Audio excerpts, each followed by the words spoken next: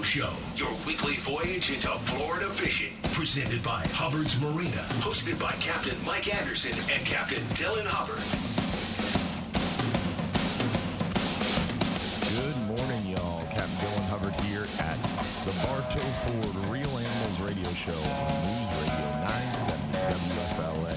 We've got Dan the Fishman in studio with me this morning talking fishing, and it's exciting. This is a exciting time of year. This is what Cap Mike and I have been talking about for months now. Spring. Spring is in the air. We are definitely getting into that springtime pattern. Things are happening, fish are moving, and we finally have a nice little week of weather. As far as our weather report goes, basically the next 10 days on Windfinder on our near shore report is essentially 2 foot or less. There's no real big blows, no extended period of high winds. There's really no high seas in the forecast. It's not too humid yet. This is a good time of year for sure. I'm excited. How about you, Dan? It is absolutely beautiful. First of all, thanks for having me, Dylan. I really appreciate you, man. Yeah, thanks for coming. Oh, my pleasure. The weather has been absolutely gorgeous. It's going to get better. A little bit windy yesterday, but from here on out, it's looking good. So spring is in the air. Get up, get out, and go fishing. It's that time. Yeah, for sure. There's not much of a weather report to give because the weather's just nice. We are on a new moon. Tomorrow is that new moon. So over this weekend, tides are going to be flushing pretty good. We got lots of changing tides. It's 2 tide days all the way through Tuesday. And then it slows down a little bit midweek. And it's still pretty good tide until we get closer to the weekend. Then it really starts to slow down with single tide, pretty flat days. And we got a quarter moon coming up. That first quarter moon is next week, Sunday. So good moving water, good flushing bait, a lot of opportunities to catch the fish here over the weekend and into kind of mid-work week. And on that new moon, I love that nighttime dock light fishing this time of the month. When the new moon is in full effect, it really concentrates the bait around those dock lights, bridge lights. It's an exciting time to get out there and crush those dock lights. Remember, this weather update was brought to you by our friends over at Reese Windows and Doors. They are Florida's leading window and door company with over 50 years in the business. They offer free installation on most windows and doors, and they install in just 6 weeks. They only use in-house installers, no freelance contractors, and their work comes with a double lifetime warranty, which means you never pay for a warranty when you sell your house, and that warranty will also transfer to the new owners, adding value to your home. Visit reesewindows.com for more information. Exciting stuff on the weather front, and then on the fishing front, man, near shore fishing's going well, offshore fishing's going well, pelagic bites going well, inshore fishing seems to be really hot. I mean, around the bridge, they're catching a little bit of everything in Johns Pass, and I know the nighttime dock fishermen and jetty fishermen, they're starting to see the snook come back. We're seeing snook on the beaches pretty heavily. The tarpon are moving. The redfish have been moving as well. We're seeing redfish out on the beach, around the jetty, all the way up in the bay. Trout bite has been incredible, but it seems like it's slowed down a little bit. For sure. Would you agree on the trout? Yes, 100%. Yeah, I mean, it has been insane trout fishing for so long, it seems like. Seems like the bigger ones. I got a report from a guy yesterday, one of my friends, and he didn't catch many, but he caught some slob trout. So maybe it's like they're getting spottier, not to whatever, but spottier. Yeah, right. Pun intended. But they're getting the ones you are going to catch are going to get bigger. But yeah, if any fish you want to target, it's almost too much because you can go do whatever right now. Tarpon. Yeah. I was at Johns Pass, so I'll just say it. If you're listening, you can know. I was at Johns Pass yesterday, and whatever you wanted to catch was there. Snook. I saw 2 guys pulling in snook. Tarpon are right out on the beach. Ladyfish, if you need bait for the king of the beach, they're right there too. And anything you want's right there. Pompano guys were pulling up as I was leaving. So it's hot right now. The pompano fishing has been so spotty. I'm wondering how consistent it's gotten. I haven't heard anybody come in and talk about, I'm catching pompano every cast. What have you heard? So here's my take on the pompano. And I'm probably going to ruffle some feathers, as I usually do. Let's do it. I had my best pompano year last year in the months of May, June, and July. Yeah. And more June and July. the water was literally 90 degrees. Interesting. And I had my best days of Pompano. So we'll see if this trend happens this year again. But I know the guys south of us are crushing the Pompano. Already. Yes, I'm talking south of Pinellas County, wherever you're listening. Like that's where I fish out Marina. of. Yeah. So south of me, the guys are crushing. So I'm wondering, in a month and a half, with that warmer water, we'll find out. Yeah. You know what I mean? So that's what I'm sort of in my head thinking, because I haven't seen the Pompano yet. I've seen them like here and there. But if we move into May, June, July, then I'm going to start understanding that you guys want to talk about water temperature. To me, that's doesn't really matter, you know? Yeah. So that's similar with a few different fish. I mean, we've seen that with mangrove snapper, for example, in the last 5 years. It's really changed. I mean, mangrove snapper used to historically be warmer water. We'd see more mangroves, but now it's like it is all year we see mangrove snapper near shore and offshore, and really offshore it was more of a summertime thing, but now it's even in the cooler months we're seeing big mangroves, and generally it's kind of like trout where you catch trout all year, but in the cooler months you catch bigger trout more consistently, and that's kind of how it's become offshore with the mangroves is we see in those cooler months plenty of mangroves, but they're generally the average size is bigger. And then in the summer and the warmer months, we catch more quantity, but there's a lot of those smaller fish mixed in. Right. And this year it was even kind of weirder. It seemed like the mangrove snapper pushed inshore when the water temperature really started to dip down, which I agree. Kind of weird. I agree. This year is funny too. Same thing with the sheep's head happened. My sheep's head bite this year was late. Yeah. I just had my best sheep's head the last 3 weeks. Really? And during those wintertime, I'm catching mangrove snapper. So, don't get me wrong, I was catching some sheep's head too, but I wasn't having limit days, in just a couple hours, I'd get my limit, I'd have to work, which is fun too. Don't get me wrong, I'm not complaining. Yeah. But it's just funny to see how that trend works, where it's almost like everything's a little bit later. For me anyway. Yeah, fishing's one of those things. It's not a science, and that's what I love about it, man. And it changes a lot, so you have to kind of keep your thumb on the pulse. And so for people listening, Dan the Fishman, you're big on YouTube. At least you're working towards it. I'm working on it. I'm on YouTube. Big, I don't know, but I am on YouTube. On YouTube. So, I got you. Yes. And you do mainly kayak fishing. Mainly kayak fishing. But you do a lot of shore-based fishing too. I tell people this: bridge, pass, jetty, beach, but mostly the kayak. And I do have a good opportunity to get out on boats. Yeah, I will skip a boat trip to fish on my kayak. I'm not gonna lie, like I am that guy. Multiple times I've heard you tell that story. I just love fishing on my kayak. It's just the best. So if you're a kayak fisherman, you can, you're probably preaching, screaming at the radio, like, yeah, tell them, Dan. What kind of kayak do you fish out of? Okay, I will say I have it's top of the tier. It's an Old Town Autopilot 120, so it's got the motor and all that jazz. So when I say kayak, it's a loose term. Boat. Yeah. It's a registered vessel. Yeah, it's something. But I started off on the Walmart special and just worked my way up, Yeah. Anything that floats will work. Paddle boards, guys crush it on the paddle boards and all that stuff. So it's a lifestyle, man. You love it if you do it. It's not something that you care that you're dragging this 100-pound boat kayak. You're happy to do it, so it's fun. Dude, that thing's more than 100 pounds. With the motor and battery, it's heavy. It's really heavy, yeah, but it's awesome. So I'm actually getting ready to, and I know I've sat down and talked to you about it, but I'm going to start guiding trips. So you guys can go to danthefishman.com. Right now it's going to say not available, but eventually there'll be a little schedule and you can book a trip. Nice. And you can come fishing with me. So I'm going to be giving away some free trips, honestly, just to build my clientele and build my confidence. Yeah. So if you go on the YouTube or Instagram, you'll see videos to where I'm going to be posting, just make a comment and I'll take you fishing. So nice. If you want to try kayak fishing, I'm the guy to go with. Like, I'll really put you on and I'll make sure you have a good time and safe and we'll catch some fish, it'll be fun.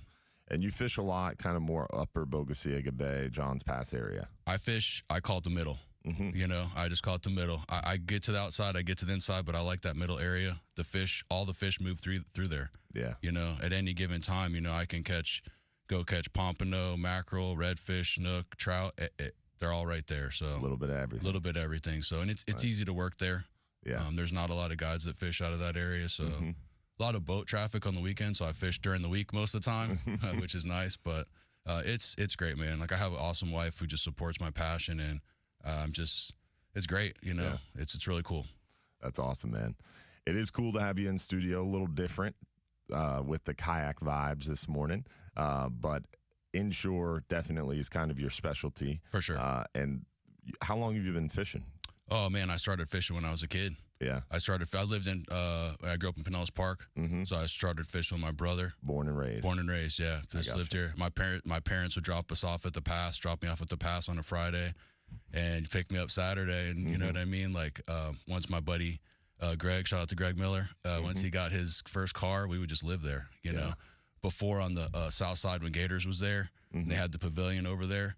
You know, we got a place to sleep. There's no rain on us. You know, we would just hang out there and just fish the pass. So that's how I grew up, you know, just fishing. And that's what kept me out of trouble. Fishing in sports kept me out of trouble. Get addicted to the tackle box. For sure, man. That's always a safe bet. For sure. Yeah, that's cool, man. So when you're inshore kayak fishing this time of year, what's your go-to artificial? Are you mostly using live bait? I like to tell people that I like to use what works in that scenario. I fish with live bait. I fish with artificial. Most of the time, if I'm fishing for snook or redfish, I'm fishing with live bait, whether it's shrimp, pinfish, or live bait, meaning cut bait, something that's, you know, real. Yeah. Most of the time it's shrimp, to be honest with you. Yeah. I have a great partnership with Bay Pines Bait and Tackle. Steve and Chase over there. There's Mike Good over people. there. Awesome guys. And that's where you launch your kayak out of Bay Most Pines? of the time, yeah, 99% of the time. How's that ramp looking? I actually most of the time launch from the park. Oh, okay. I don't like messing with the boat guys. Yeah. It gets a little chaotic in there. Yeah, man, it's stressful. Yeah. So you launch just from the seawall area. Yeah, I like to be able to put my feet in the water on like sand. I'm a big guy, like, so you get a little slippery, and I'm a little top heavy, so I want viral videos, but not ones of me falling. I know the feeling, brother. I know the feeling. You're a big guy just like myself, and yeah, getting in the kayak can be a little tricky sometimes. Yeah, sometimes those ramps that are like you have to put the kayak in the water, and then you have to sort of stabilize yourself like an actual dock, like an actual dock, you know? No, forget it. I'm going in. You might as well turn the camera on. Just help me get the views, because I'm going in the water, and it's going to be bad. That's awesome. And you were able to join us this past month at OCC Roadhouse, man. That was cool. What an awesome conversation. Such a cool venue, too. I had never been there. Yeah, me either. That was my first time. Killer food. And, man, such a great place to be. And we have another OCC Roadhouse event coming up on May 27th. So we did adjust it a little bit. Those OCC Roadhouse events are going to be every fourth Tuesday of the month. And our next one, like I said, is coming up May 27th. So hopefully you guys can all come out and join us. That's May 27th at 9 p.m. So hopefully you guys can come out and join us and get a chance to join the conversation over there at beautiful OCC Roadhouse. Definitely a lot of fun and killer food, and we had a good conversation. Plus, we give away some free stuff, man. Yep, people got hooked up. Yeah, two people won a Bull Bay rod. We give away Engel coolers, some real animals, and Hubbard's Marina swag as well. So it was definitely a lot of fun, and I look forward to going back there Tuesday, May 27th. Yeah, I'll be there. 9 p.m. 100%. Awesome, man. Yeah, and like I mentioned, near shore and offshore going well, too. We're going to talk about that a little bit more on the other side, and hopefully we'll hear from you as well. Remember, if you want to join the show, call us with a fishing report, fishing question, just want to say hello, give us a call, 1-800-969-9352. Real Animals Radio. We'll be right back. The iHeartRadio. Oh, the stream? What's up, guys? Stream is up. That's awesome. Yeah, King of the Beach, I'm sure there's a bunch of people out and about. Yeah, I'm usually at work listening to at this time. The old AirPod in the ear. Yeah, luckily enough, no one's at work. No one's there in the morning. Like, I'm by myself. Like, I go in and get all the bloody meat and stuff and just rewrap everything. And I just pretty much start the day for everybody. And so I could turn it on the speaker if I wanted to. Oh, that's cool. But once they come in, I usually put it on my ear and they'll be talking to me, and I'm like, whatever.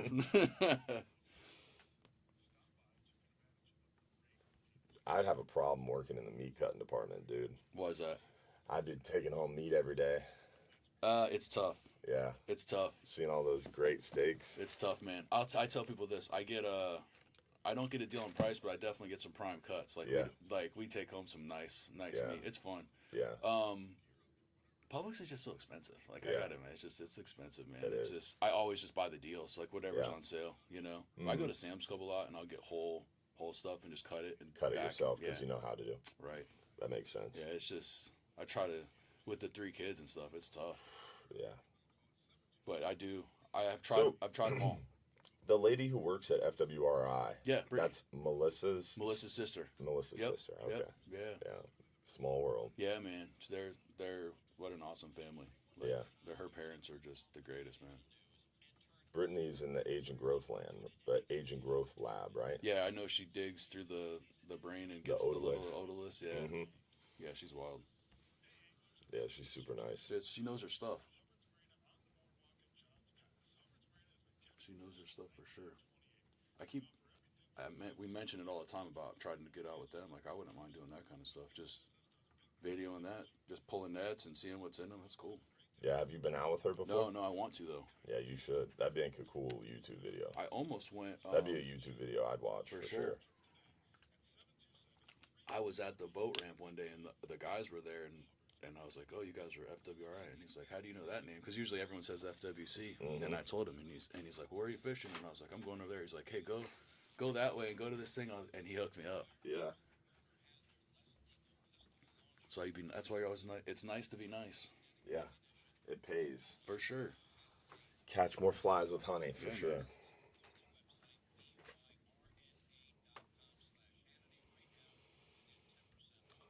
Angel, not necessarily Capt Mike's fault. Capt Mike wanted the first one to be the second Tuesday of the month, and I had a conflict. So I have to admit, Angel, the reason the first one was April 15th is actually my fault. So, Angel, I will admit it. Angel, thank you so much for your support. You're the best. You really support us, and I just want to say thank you. I know I haven't had a chance to meet you yet, but I just want to say, you're the bomb. Angel's awesome. Yeah, she's always commenting and sharing and all that stuff. So, we got a caller asking about the boat ramps. Okay.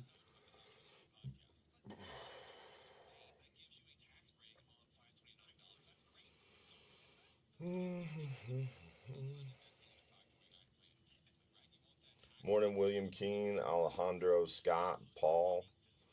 Morning, Captain Van.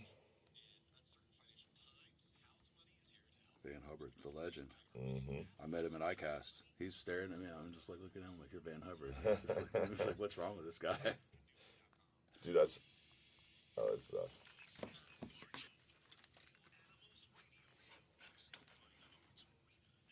Captains Mike Anderson and Dylan Hubbard.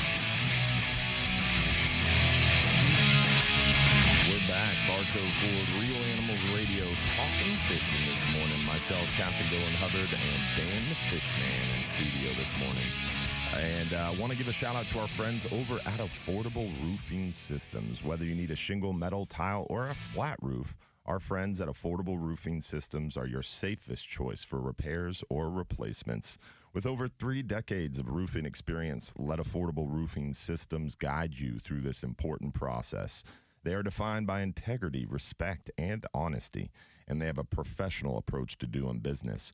Call 888-397-ROOF for your free estimate or visit them online at affordableroofingflorida.com. They did my roof, my neighbor's roof, Big Ben Marshall's roof. They helped Bobby Woodard with his roof. They've done a lot of work around the area and inside our Real Animals family. Definitely really good people. Can't say enough good things for sure. We've got Dave on the line from Tampa with a boat ramp question. What's going on, Dave? How are you, buddy? Well, I'm doing pretty good. A friend of mine was out fishing the other day, and we was going to put the boat in at Davis Island Boat Ramp and tried to find information about whether there was any repairs done to it, and obviously there has not been. The little ramp to walk down to the dock is sitting on shore, waiting for a lift to come and put it on there. been there since the hurricane. Preach. We went over Ballast Point. We were going to try and get some bait over there, and we noticed that the little fishing pier at Ballast Point is still closed, screened off.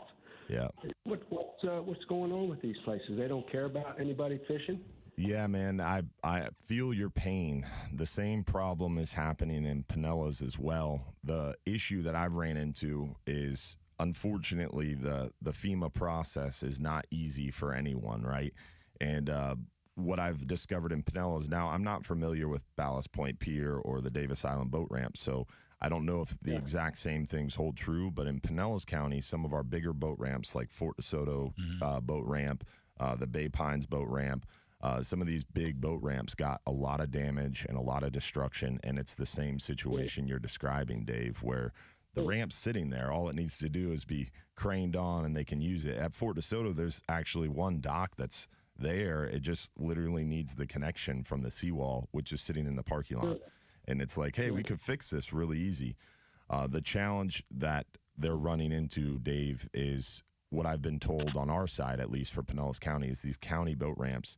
The county is working through the FEMA process, just like homeowners, right? And I know we all know someone who had their home destroyed in the storm, and they get those damage assessments through FEMA. You have to walk through that FEMA process. Then you have to go through the insurance process. Then the money is allocated. Then you can actually do the repairs. And that's what the county is waiting for, is walking through that FEMA process, because the county could come out of the general fund and just say, here's the money, go fix that boat ramp. But then you subvert that FEMA process, and there's potential that you wouldn't get reimbursed. And that's why the county's holding back, at least in these situations with Fort DeSoto and Bay Pines, is they're waiting for money from FEMA, which is frustrating to say the least. And unfortunately, government doesn't move as slow as, or as quickly as we want it to in many cases. And in private home ownership, people are really incentivized because that's your home, right? So you're going to keep pressing, you're going to keep calling, you're going to be a squeaky wheel, whereas these big county governments, a little bit more tricky to be a squeaky wheel, right? Yeah, I guess. So either way, it's coming out of taxpayers' money, whether it's the federal government, whether it's county government. You just have to wait until the slow wheels of government start turning. That's a city ramp at Davis Island, isn't it? I honestly couldn't speak to that. I don't know off the top of my head. I would have to look into that. So I don't know. Yeah, they got a beach dog park over there right by the ramp, and it's I don't know. It just gets. So it seems if to take so long to put a lift, just carry a lift over there and just put it down on the ramp. If it's a city one, you might be. How much would that cost to come out of city coffers? Yeah. If it's a city one, you might see it move a little quicker, right? Because city government's a little smaller than county government, and they can be a little bit more nimble. And it's easier to get a hold of someone at your city government. If you're a resident there, I would recommend trying to reach out to your city manager, and they could definitely help you out and kind of clue you into the process and where they're at in that process for sure. That sounds good. You guys have a good day and tight lines. All right, Dave. Brother. Thanks for the call. We appreciate you, buddy. I know a lot of problem that we're having at our ramps too, at least by me, is so they're putting up these signs that say use at your own risk or whatever. Yeah. Parking is waived. Mm-hmm. Okay. And then you're coming back from your trip and you got a ticket. Mm-hmm. Interesting. Dude. That's kicked me when we're down. I had to jump into the boat. I had to do a backflip to get in the boat, and then I got a ticket. Wow. You know what I mean? Yeah, it's that's been a confusing thing too. Is some of these county areas, city areas, like there's damage, so it's open and there's no parking charge, and then all of a sudden they start charging for parking, and the communication isn't there until you see the ticket on your vehicle. that hurts. Yeah, it's tricky for sure. But we appreciate the phone call, Dave, and hopefully we'll hear from you as well. Remember, you can join the show. Give us a call at 1-800-969-9352. If you have a fishing report, fishing question, or just want to say hello, give us a call, 1-800-969-9352. Real Animals Radio. We'll be right back.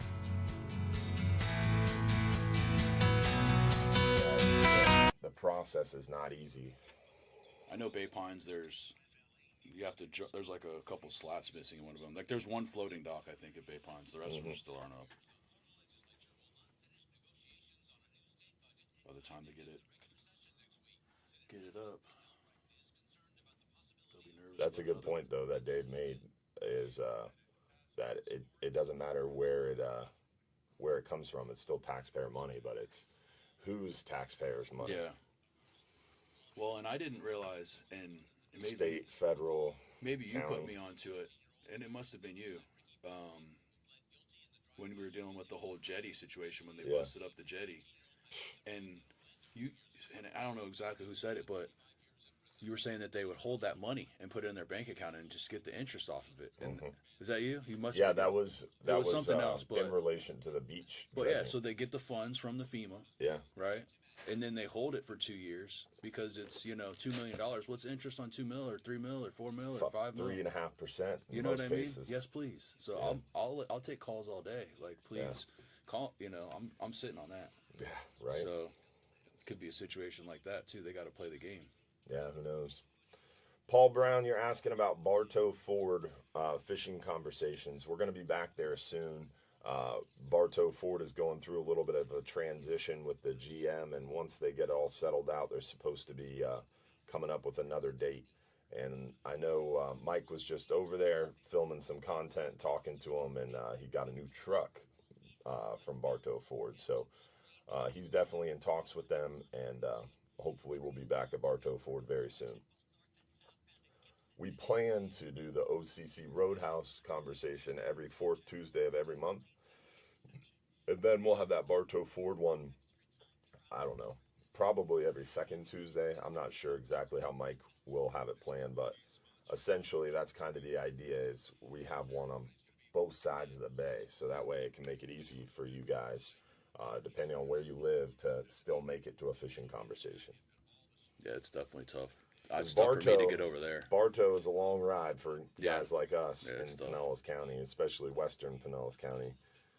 It took me a little more than 3 hours to get there last time. Tough. Yikes. Yeah. Yeah, it's a lot of time. It is, yeah. It's getting bad. Like I said, I usually work on the weekends, so I don't see it that much because I have the weekdays off. But man, whenever I'm Wait off, till you drive home from here. Right? I was thinking, I'm like, I can just stop and grab him. Like, no, it's probably gonna be wild. Yeah, it's a little crazy for sure. Well, but that's why we don't have income tax. Yeah, that's the Florida. price we pay, right? Yeah. I'm not complaining, but it is frustrating. Yeah. I'm pretty centrally located to where I got everything dialed in. I don't have to go so far. I mean, I know you drive a little bit more for all your stuff. I try not to. Yeah, my farthest trip is work, and it's like 25 minutes on the worst day. My boy Skyler, he's up in like Palm Harbor area, and I went to that recovery room place that I was telling you about, and he works at that place, but he also works over by the stadium at Trench Fitness. Okay. And then he also goes to school, massage school, or at least he was in like North Tampa. No. And yeah, it's wild, man. No. So he's driving all over, and then he goes to this men's group in Tampa. He's like, "You should come." I was like, "Dude, I really want to come. Like, that'd be cool." But it's in Tampa, bro. Yeah, there's no way. He was like, "Oh, it's not bad. It's only like 45 minutes." I'm like, There's no way. That's too much time in the car for me. Especially so I try Tampa not to traffic. drive. And Tampa traffic's different too. Yeah, Tampa traffic around the stadium. Yeah, I'm out. For those reasons, I'm out. It's hard to get me to go that way. I'll go through. I don't want to stop. You know what I mean? Yeah. Even going through is tough. Yeah. Preferably go around or not at all.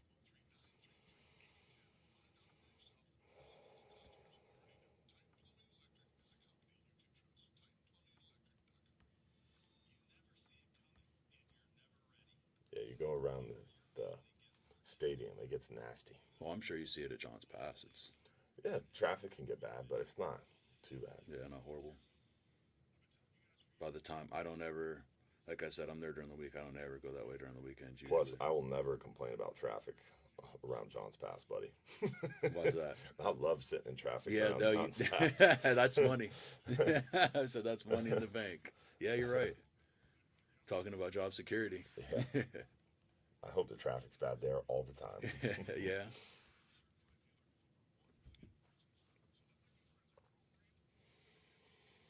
You guys been doing pretty good. I know you said the loads were kind of light. It's slowed down a lot. Outside of spring break, backside of Easter, it's slowed down a lot.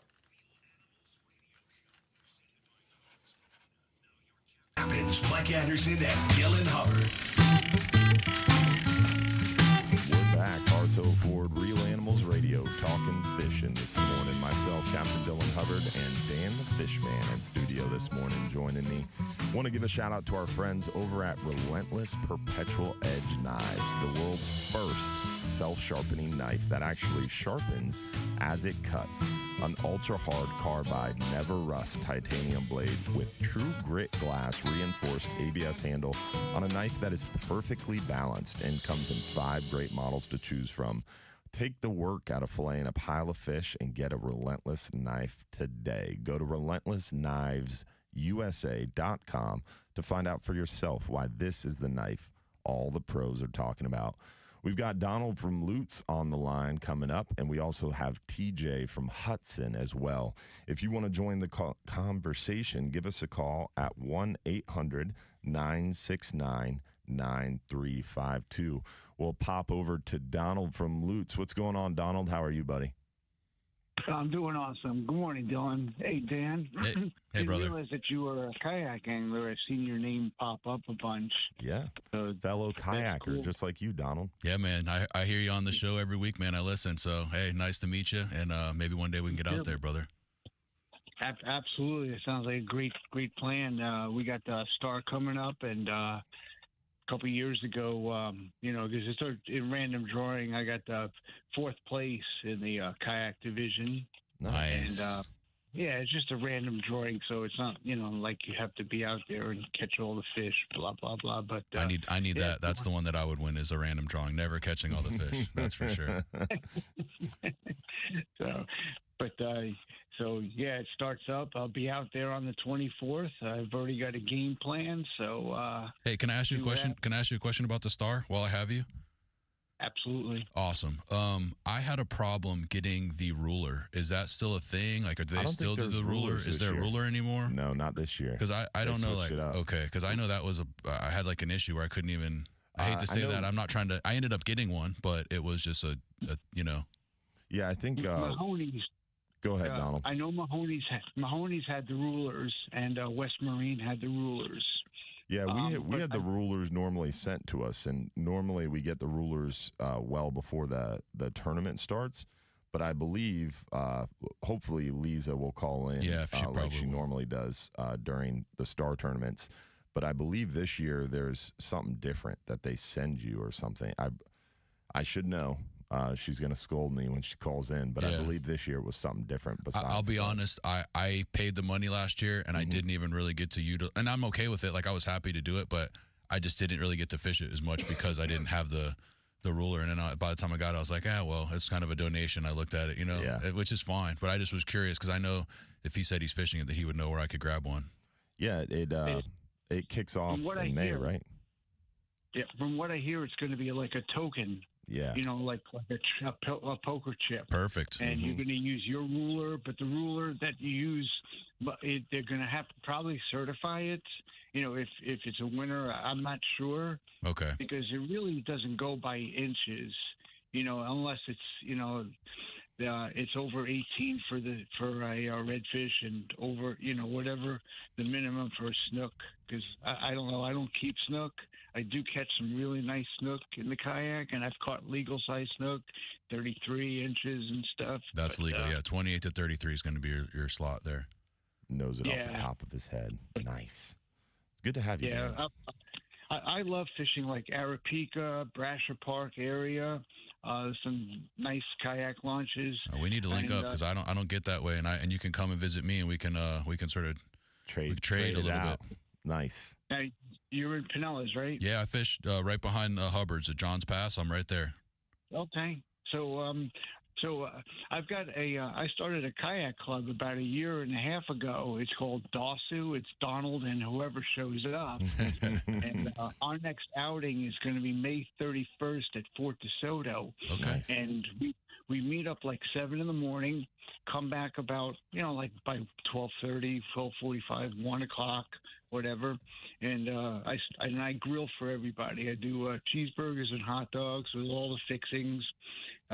Everybody gets I bring a big box of, personal chips. So grab a chip. And so but I don't supply drinks, so that's the only thing I don't do. But I grill for everybody, and I don't care who shows up. Last one was at Gandy, and a nice turnout. So I go to different places every month. Nice. That sounds awesome. May 31st, you said? Yeah, May 31st, Fort DeSoto. It's the little beach right after the toll booth. Okay. Yeah, You know, the kayak launch before- area. That bridge there or Yeah. past the bridge? No, it's before the bridge. Gotcha. Mhm. Okay. Yep. I know right where. Okay. Right off to the side Yeah. there. Perfect. It's- Right before Yeah, right Tampa up to Bay the Watch. side. Yeah. Exactly. As soon as you go through the toll booth, it's immediately on the right. If you go on the bridge, you passed it. Gotcha. Yep. So- I've launched there plenty of times, man. Yeah, so have I. So I've been kayak fishing for over 20 years, and I used to be part of BAC, which was Bay Area Canoe and Kayak Club back in the day. Neil Taylor had started that along with a couple other gentlemen, and they used to do the meetings at Bill Jackson's and Mhm. stuff. hmm But that was a long time ago. It's COVID killed so many Yeah. fishing clubs. Used COVID to did be a part number of on South get-togethers Wranglers. in general. Crazy. Yeah, Dasher Anglers with Steve and Tiger Hoffman, and so just all these great little fishing clubs just gone. But now I we got the started my OCC Roadhouse That's it. conversations, Donald, and hopefully we'll see you May 27th. Thanks for joining us at our last one, and looking forward to the next one coming up. Were you there? Was he that there? was Yeah. very- Oh man, I didn't know. That would have been awesome to meet him. There were so many people there Yeah. that I got to meet that I didn't. You meet from social media or whatever, and Yeah. then you get to shake their hand. It's really cool. Yeah. It was a fun event, and we're looking forward to the next one, May 27th at 7 p.m. Hopefully you can join. I'm going to be there again. Nice. Well, I'll make sure you It's guys a lot get closer introduced. than Bartow Ford. For me. Me too. Amen. Me too. Well, man. we appreciate it, Donald. Thanks, buddy. Hey, absolutely. Take care, tight lines, and stay safe out there. That's the main thing. That's it, brother. Tight lines, man. See you, Donald. Appreciate the phone call. We also got TJ from Hudson on the line. What's going on, TJ? How are you, buddy? Good morning, Captain Dylan. Good to hear from you guys. Morning, man. morning. Thanks for calling in. How are you this morning? Very good, better than I deserve. Hey, we're launching out of Hudson today. We're ready to go out deep. Nice. We went Kingfish? out You going for kingfish? No, we're not actually targeting kingfish. We like to catch grouper. Oh, Smart, man. We know Hudson, man. That's the grouper capital, dog. Okay. Yeah, what are you going after today? Going after those red grouper? Yes, sir. Yeah, definitely. We want to get on some red grouper, bring some back home. Nice. If we catch some gas, love to see them just to see how that population's going. I know we don't have a endangered species like they say we do, but Yeah. I still like to see them every now and then, even if I have to vent it and push it back in the water. Yeah, keep in mind they're not endangered. The claim is that they're overfished and undergoing overfishing, and the claim was that the population of the overall biomass was low in male gags.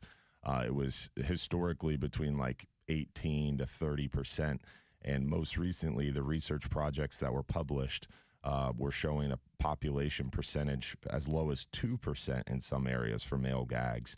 And the highest percentage they found was about 6%, which is really low compared to historical. But keep in mind, all that information and the stock assessment we're being managed on for gag grouper had a terminal year of data of 2019. So, I mean, at this point, it's really old information.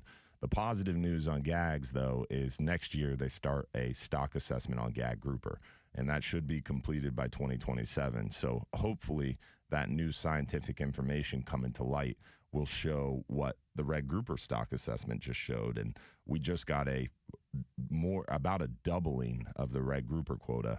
And we should have, thanks to the emergency rule at the last council meeting, hopefully almost a 12-month red grouper fishery back. So that's really positive news on the red grouper side of things. Awesome. And I've got my fingers, toes crossed and saying a little prayer that the gag grouper assessment next year shows us the same information, because we're all seeing that on the water, right, TJ? I mean, we're all seeing a big bump in the number of gags. Yes, Captain. I appreciate. I know you definitely dive into the meetings a lot, and you're in the community. And I watch your program. I hope anybody else that's listening to this, if they're not following you on YouTube or Facebook, they tune in to really know what's going on with the fisheries and see exactly what's out there. I appreciate you, buddy. I appreciate you listening and joining in on our Sunday night show when we dive into that stuff. Hopefully you have some good luck out there. Don't forget the flatline, though. Yeah, the throw one kingfish out, are bro. popping. Throw one out. And we're seeing some nice blackfin, and we even caught a wahoo. So you never know, man. Have that flatline ready.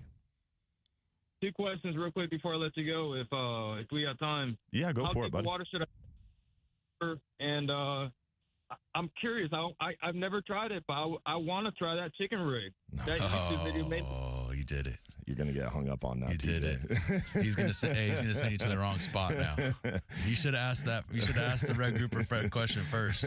He's gonna send you to the wrong spot. Yeah.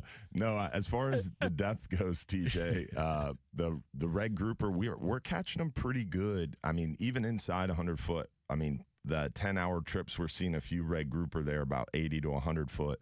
You start to get into them, but not a ton of them. Once you're about 100 to 120, you start to see more of them. Sweet spot would be like 120 to like 140. We're seeing some good red grouper in there. The mangroves are biting well in there, and seeing a good quantity of fish. Once you get out there to like 160, we're seeing really nice red grouper, but we start to see less of the mangroves. Right now, it seems like the mangroves are staying a little shallower. But as you get deeper to that 160, you start to see more of the yellowtail, some bigger vermilions. We're catching a few muttons, and the pelagic opportunity for wahoo obviously gets better as you go a little deeper too. But if you're asking me where to start for red grouper, if you want a chance for some good quantity and some good size, I would say right around 120 or more. Excellent. I appreciate it, Captain Dylan. Yeah, man. And the chicken rig thing, you could definitely use a chicken rig, and it works. We did a video for those unaware on our YouTube channel where we were talking with Captain James, one of our captains on the 39-hour, on how to catch the most fish on a 39-hour trip. And he came out of left field on me and started talking about chicken rigs. So you really got to watch the video on our Hubbard's Marina YouTube. Hey, Dylan almost knocked this guy's head off. I was very confused, to say the least. It's a good video to see the reaction. But essentially, chicken rigs work really well for quantity of fish.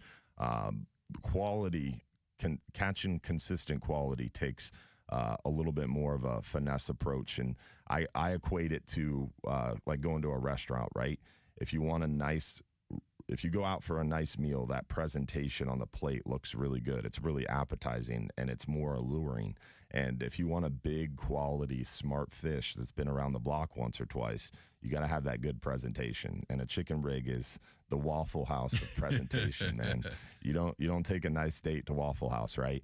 And Waffle House has a lot of volume. A lot of people eat at Waffle House, and a lot of people go through there. So you can catch fish with a chicken rig. You can catch a lot of the vermilions, porgies, almacos. You can catch red snapper with it. And you might catch a nice red grouper or gag grouper or mangrove snapper occasionally. But to catch them consistently, to catch them often, to have a chance at a really good quality, smart fish, you got to use something like the Fish Finder rig with that double snell setup is my go-to. I agree, Captain. That's what I've been using for a long time, and I've been real successful with that Fish Finder rig. So if it ain't broke, don't fix it. On it, just see what happens. All right, man. If you catch a nice fish on it, we got to see some photos. Don't hurt me too hard on social media now. We appreciate your call, TJ. Thanks for brother. Calling in. Good luck out there today. Catch them up, dog. Be safe, man. Thank you, sir. See you, buddy. Hey, I got a question. Yeah. All right. So, red grouper, you're talking about targeting red grouper. Mm-hmm. Do you feel like, I feel like I did a little bit offshore fishing. Yeah. I feel like I've done better when you're drifting for red grouper. So, is there a reason for that? So growing up, I don't know, maybe 12 to 18 years old, we primarily drift fished for red grouper near shore. Right. 40, 50, 60, 70 foot of water. Back then, we didn't target hogfish. Hogfish wasn't a fish we targeted. There was so many red grouper on a 10-hour trip, we'd catch 40 red grouper, and we would strictly drift fish for them. But that fishery just disappeared, essentially. Now, red grouper are bouncing back. There's more red grouper, so potentially that fishery might start to bounce back a little bit. But the reason drift fishing works so well for red grouper is they're unlike gag grouper, which a gag grouper has this little rock, and he's going to stay at this little rock, and he's not going to venture very far from that little rock. Okay. And he's going to make that rock home for a long period of time. Red grouper are scavengers, and they travel and they move, and they are generally on that like flat, hard bottom, the Swiss cheese. They're in a little pothole, maybe some smaller ledges. They get on big ledges too, but primarily red grouper are going to be out and about, moving around, looking and scavenging. And they'll even move onto the sand sometimes, especially at night, to go look for some of those crustaceans out in the sand. So because red grouper spread out and scavenge, when you drift fish an area of hard, flat rock bottom, that Swiss cheese, those potholes, you can cover more ground, show your bait to more fish, and be more successful, much like fishing a flat, right? If you troll them or if you power pole down and fish one spot on a flat, you're only fishing that one area. Whereas if you drift across that flat, casting an artificial, you're showing your bait to more fish and having a chance to catch more. There of it them. is. So red grouper drifting works for red grouper for that reason. Is you're just having the opportunity to show the bait to more fish. That makes sense. That's awesome. Yeah. All right, we will be right back. I appreciate the call from TJ, Donald, and others this morning. Remember, if you want to join the conversation, give us a call, 1-800-969-9352. Real Animals Radio. We'll be right back.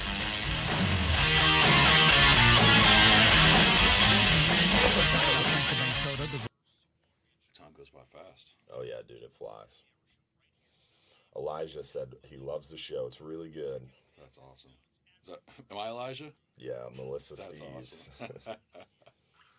That's too funny. Yeah, Daniel Bieberly, don't worry. We're coming back to Bartow Ford. You got all the Tampa boys. Yeah. I get it. I get it. Angie Darling said they got a tuna last night on the night snapper trip. Ooh. Nice. Nice. Thanks for joining us, Angie. Hopefully it was a good time. Sashimi. Yeah, right. Morning, Stacy. Morning, Rick. Morning, Robert. What's up, William Keene? Can you speak to me for the people who really... Can you speak for me to the people who rehabilitate the seagrass to talk to them about my ideas to bring up seagrass plug at bait shops? It's not a bad idea. Yeah. Hey, I'll throw some down in the flats while I'm fishing. Why not? Yeah. Bring a tray. There's plenty of spots that I see just get tore up. Yeah. Ooh, how'd that make a noise?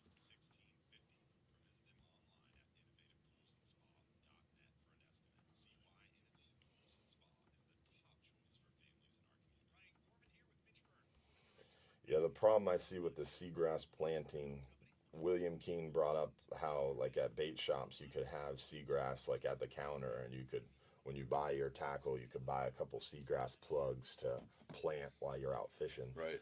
The problem is, man, regulations, it's they make it really tricky. They'll say you're digging it up, or they'll say you're doing more harm than good. Yeah. Yeah, I get it. And you have to, like, EPA, DEP, in order to plant seagrass, you have to have certain provisions and certain, like one of those seagrass rehabilitation programs, they have to go through some serious red tape to plant seagrass. And then keep in mind, once you plant seagrass, if it proliferates and actually takes, then it can cause a little bit of a challenge, right? Like if you're doing it next to a dock and all of a sudden you have a seagrass bed there, then all of a sudden you can't. If you wanted to put in a lift, you couldn't. Right. So I love the idea, but unfortunately regulation would make that really, really tricky. William Keene, much along the lines of we talk about how we want to be able to do oyster reefs under docks, because one oyster can filter gallons of water, like an astronomical number of gallons of water per day. So if you put in these subsurface or benthic, meaning bottom attached reef balls, you can encourage growth, seagrass growth, hard growth, oyster growth, clams, yeah, I've seen whatever. Some of those. It's cool. And if you put those down, it promotes growth, it promotes filtration of the water, it cleans the water, so it's win-win-win, right? But if you were to go do that today at your dock and go put one of those reef balls down, technically, it's against the law. It's illegal. Yeah. It's crazy. So what I was thinking is trying to work with some sort of legislation that makes it legal to do and also incentivize it. So like if you're a homeowner, we build a seawall, and that seawall prevents the natural growth, because it would normally, if it was an undisturbed shoreline, would have mangroves scrubbing the water. But if you do a seawall, it disrupts that. So if you did a seawall and then you were incentivized to put in a reef ball, then you're softening that shoreline. Right. And instead of these hardened down seawalls and docks with no scrubbing ability, if you were to incentivize homeowners to put in these reef balls, create growth and soften the shoreline, you'd have a lot more filtration and better water quality. Makes sense. So if you had like some sort of tax incentive, like, hey, you put a reef ball in so you get this much percentage off your homeowner's taxes or your property taxes that year. Same thing with artificial turf, because you have a nice backyard and you have to fertilize it. But if you had an artificial turf lawn, you wouldn't have to fertilize. Yeah, that makes sense. That's a really good idea. We're back. Bartow for Real Animal Radio Talking Fishing this morning. Myself, Captain Hubbard, and the fish man in studio this morning. I want to make sure we give a shout out to our friends at Power Puck, the world's first power supply trolling motor quick release bracket, eliminating the need for exterior power plugs, which can corrode and just look like an eyesore cluttering up your deck. Go to pwrpux.com to find out for yourself why all the pros are making the switch over to Power Pucks. Speaking of pros, we've got Captain Bobby Woodard on the line this morning. Did you find your past crabs there, buddy? We'll have that conversation off air. Just poking the bear to get it started there, Bobby. How are you this morning, buddy? Doing good, man. We're heading down south to the Sea of Giants, and where legends are made. My man. Wow. That was quite the little intro there, buddy. He had been working on that. AKA he's going to Boca Grande to go to the past to tarpon fish. Hey, thanks for the inspiration this morning. He scared me to death. He's like, "Don't worry, it's just live radio. Nothing to worry about." Come on, yeah, dude. I was like, Dan, don't be nervous. You can't screw up too bad. It's just live. Nice. Way to instill some confidence in the guests. You guys are sounding great this morning, man. Great show so far. Thanks, brother. Appreciate you, buddy. So you're heading down to the pass today. What's your plan of attack? Yeah, so we're going to fish this evening. We've got a decent outgoer this afternoon, so we're going to fish through that and then into the turn of the incoming, post sunset a little bit. Typically, we do very, very, very well on the incoming after there's a hill tide, like that right before sunset. Then those first couple hours after the sun goes down on the turn of the tide coming in, we tend to do very, very well. So we'll see. Just get out and taking some buddies. It's not a charter; it's just a fun trip. Anna's with me, so she's got a chance to. She just finished up her first semester of the doctorate program at UF. So she's going to get out on the boat and hopefully fly some silver, and we'll see how it goes, man. That's awesome, buddy. Well, I hope you guys have a good day. I know when Captain Bobby Woodard's on his fun trips, he goes tarpon fishing in yacht wear. Did you know that's like a thing in Boca Grande? Those guys are fancy. They're fancy down there. They have like boat shoes and button-down shirts when they go fishing. He probably wouldn't even let. He'd be like, "You're not allowed on the boat, man. We don't like Crocs and t-shirt. Yeah, it ain't happening. Not on my boat." You Pinellas County boy. No yacht wear today, because no yacht wear today. My friends that are going with us are fellow Imperial Polk Countyans. So, no yacht wear. Well, good luck out there. There might be some blue jeans and cowboy boots. I was going to say camos and camos. Wow. You like cowboy boots on the boat? That's rough, dog. Well, I hope you guys have some good luck. What's your go-to bait today? What are you going to be putting down first? Yeah, we'll go ahead and start with some crabs, see how it goes. Hoping to maybe pick up some big pinfish as well. We might we're going to be on the water well before the peak part of the tide, so we might kill a few hours, hitting some docks with some big pinfish, do some snook fishing or something. Nice. But primarily probably crabs.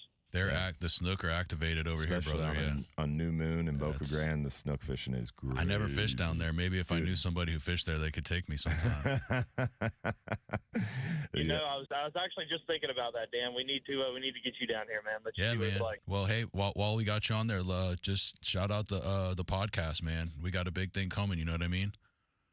Yeah, man. Yeah, man, I got to get with you when I get back in town, and we'll get that going for sure. Podcast coming. If you guys have ever wanted to talk to your favorite captains or talk about your favorite lures, me and Bobby are going to do a podcast.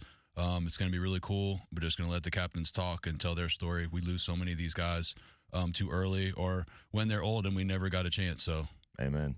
Well, we appreciate you, Bobby. Have a good day, buddy. Good luck. See you. All right, guys. Keep up the good work. See you. See you, buddy. Captain-Bobby.com to catch up with them. We got a full board on the other side. Don't go anywhere. Real Animals Radio. We'll be right back. The preceding program was paid for by... Going to break. Good stuff. Yeah, we got to be out right at 7. Okay. So that's a hard... So some of our breaks are for softer. like the news. Oh, because it comes in. Okay, so that's when that comes in. It's like, boom, we got to go. Yeah, like the 30-minute ones and the top of the hour ones are hard stops. Okay. The other breaks, you have time at like a little bit of okay. If we're having a good conversation, we can go over a minute or two, you know. Interesting. And then you can see the time on there, like how much time you have left. Yeah, there's a clock on the wall behind you too. And I just know the times. That okay, gotcha. Okay, that's cool, man. There's a lot going on, brother.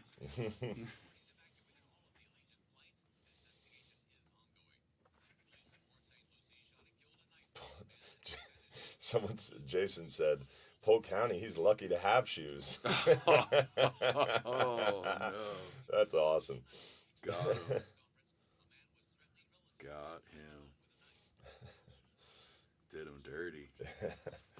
We've got Ron from Ron's Tackle Box on the line. Good, I need to talk from to him. Imperial Polk County itself. I need to talk to Ron. Jerry Matthews said, how's the South Shore fishing going? So I don't get down there myself, Jerry. Do you do any South Shore fishing? No, sir. Yeah, I don't. So we don't have an answer for you yet this morning, Jerry, but maybe someone will call in and fill us in. I know fishing is hot. All the way around, yeah. Fishing is hot. You know what? Should be good down there. The way to catch more fish and to find out if they're fired up is just to go, man. You know, if you have an hour, 45 minutes, just go and check it out. Even if you have 10 minutes to just go and walk around, and sometimes I'll do that. I'll just go walk around a spot where I know I'd like to go fish and just be like, okay. See if there's birds, bait, anything. life. Just to sort of get your head ready to go out there and take care of it. But just get out there and look. Take no substitute for sure.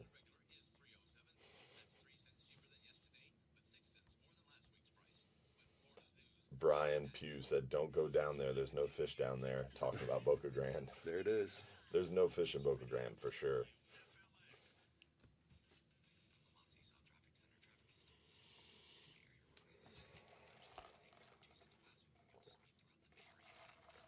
Yeah, I've never fished down there.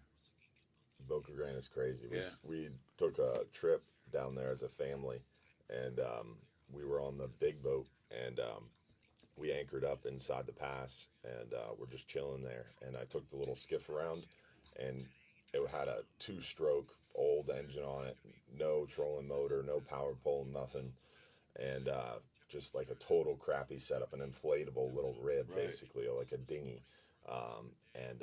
Man, it was not a fishing platform, and I crushed the Of course, slip. right? The worst Dude, possible. It was crazy. That's awesome. Like, I remember just watching those tournaments. totally motoring up to a light, drifting through, all janky, and it didn't matter. If you got your bait near the light, you were hooked up. The docks around Boca Grande, man, loaded with snook. Because everybody goes to Boca Grande to tarpon fish. So they're not. I was by myself. Right. I mean, around here, Pinellas County, Terra Verde, Pinellas Point, you go out docklight fishing at night, you're going to run into some other boats docklight fishing. Down there, it was like, where is everybody? Granted, it was kind of off-season. But still, it was pretty interesting. I used to love, and they might still be on when they had the tournament. They show the tournament, and the boats are like, whoa, whamming into each other and stuff. I was like, oh, man, I'm stressed out just watching. Yeah. Can't imagine.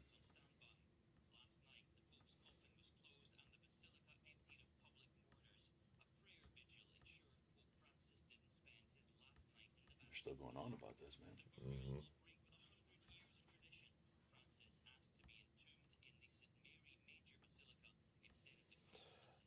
Someone asked, David Pruitt said, have you had any crazy shark encounters on the kayak?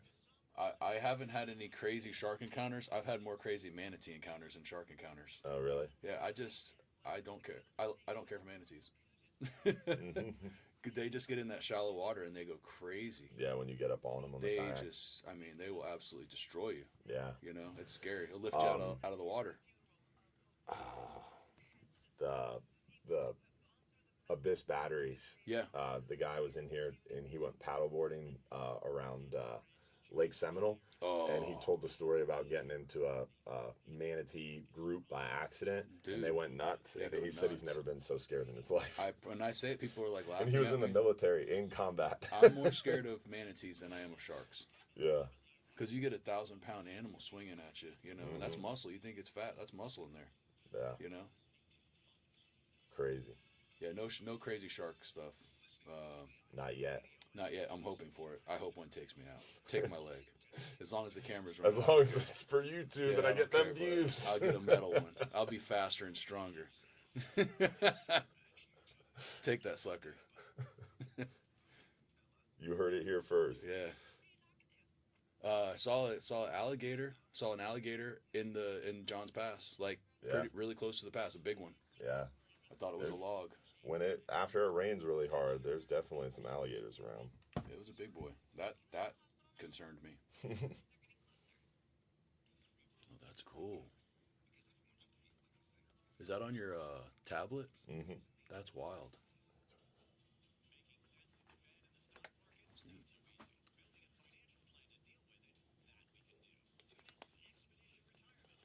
Yeah, it's a writing tablet. It's called a Remarkable. I love this thing. When I was younger, I used to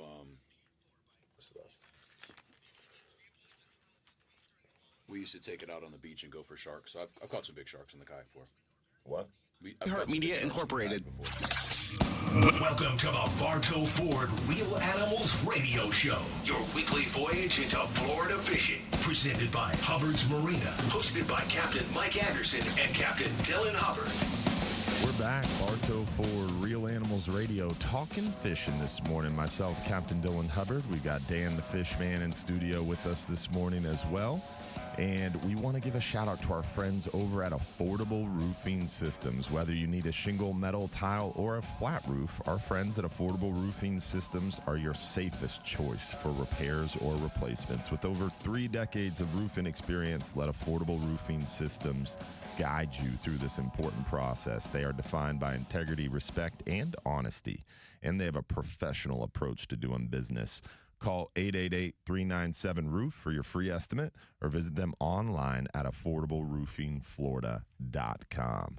We have got a full board. Everybody is waking up right now, so let's try to get through some of these callers. We got Captain Mike Perry from Big Pine Key on the line. What's going on, Captain Mike? How are you? Hey, fellas. You got Dan the Fishman, Yes, he sir. and I are Facebook friends. Morning, Cap. I follow Dan from the Keys. Yeah. Nice. Hey, I need to get down there and go fishing with you. Hey, you're welcome. And it's kind of funny. Are you there? Yes, sir. Yeah, we're here. Oh, okay. I heard a click. I'm sorry. The other day, I would say about 4 or 5 days ago, I actually had a group of 4, and this happens about 5-6 times a year, usually during the summer. They wanted me to take their kayaks out so they could officially say they caught some offshore species out of their kayaks. So I loaded them up in the contender, and off we went. 10 out of 10 don't recommend that. Oh, we're doing it. That's why I had back surgery. 10 out of 10 recommend. Yeah. Hey, I'm going to send you a message later today. My dad had this bright idea to do a kayak mothership trip, and we took 18 kayaks out in the Friendly, put them all up on the roof, and then took them off the roof and lowered them down to the water. And the first time we didn't rig anything. We just used gaffs to kind of slowly lower them down. Oof. Well, some of these kayaks, bro, they are pretty heavy for sure. And my back paid the price for sure. Well, the best part about it was they could leave if they wanted to, and they all agreed with me. I had all the electronics and everything, so they could leave a lot of their stuff that they use inshore and near shore off their kayak. So yeah, we should have thought of that. They were a little bit. And I do have the sun, and it's one thing to lower them from a big boat, but mine We lifted them up, put them over, and then I pulled them back to the side. I have a side door on my contender, and they can climb right in. This seems there. much easier. Sounds like a match made in heaven, Captain Mike. Exactly. But the fishing's been fantastic. They were able to catch all 4 of them landed a sailfish. Nice. And, yeah, they all landed a sailfish. They all went for sled rides, and they all caught a bunch of snappers, some groupers. They Very checked cool. a lot off their bucket list. They really did. And one of the guys, God bless him, as part of my tip, he caught a 9-pound hogfish. Wow. And that hogfish got separated in the cooler and stayed in the cooler throughout the whole cleaning process. And the guy goes, "Where's the hogfish?" I said, "I didn't want you to see it coming out of the ice because you've already given it to me as part of the tip, and I didn't want you to change your mind." But no, the fishing's been great in the Keys, and just like it is, it's busting loose everywhere. The mahi are here too, Dylan. I've been telling you some of the bigger ones. Now we're starting to see, not the chicken yet, we're starting to see those good 10 to 20 pounders consistently. That's awesome. And you occasionally get a shot at a big bullhead, big monster looking. I call them big uglies because when they get that big, they get that big flat head on them. Yes, sir. Well, we appreciate it, Cap Mike. Thanks for giving us a shout in the report this morning. Tight lines out there, buddy. Thank you, Cap. No problem, guys. Hey, yeah, Dan, you want to bring that kayak down? We got plenty of places close. You could go out all day and fish inshore, and then I'll load you up and I'll take you offshore. Say less. I'll be in contact. I appreciate you, brother. All Yes, right, sir. guys. Have a great day. God bless and tight lines. You too. Tight See lines, you. bud. We appreciate it, Cap Mike Perry. 866 Game Fish to get a hold of Cap Mike Perry and book a trip with him. We've got Captain Jim Fogel on the line with our Visit St. Pete Clearwater Safe Boating Tip of the Week.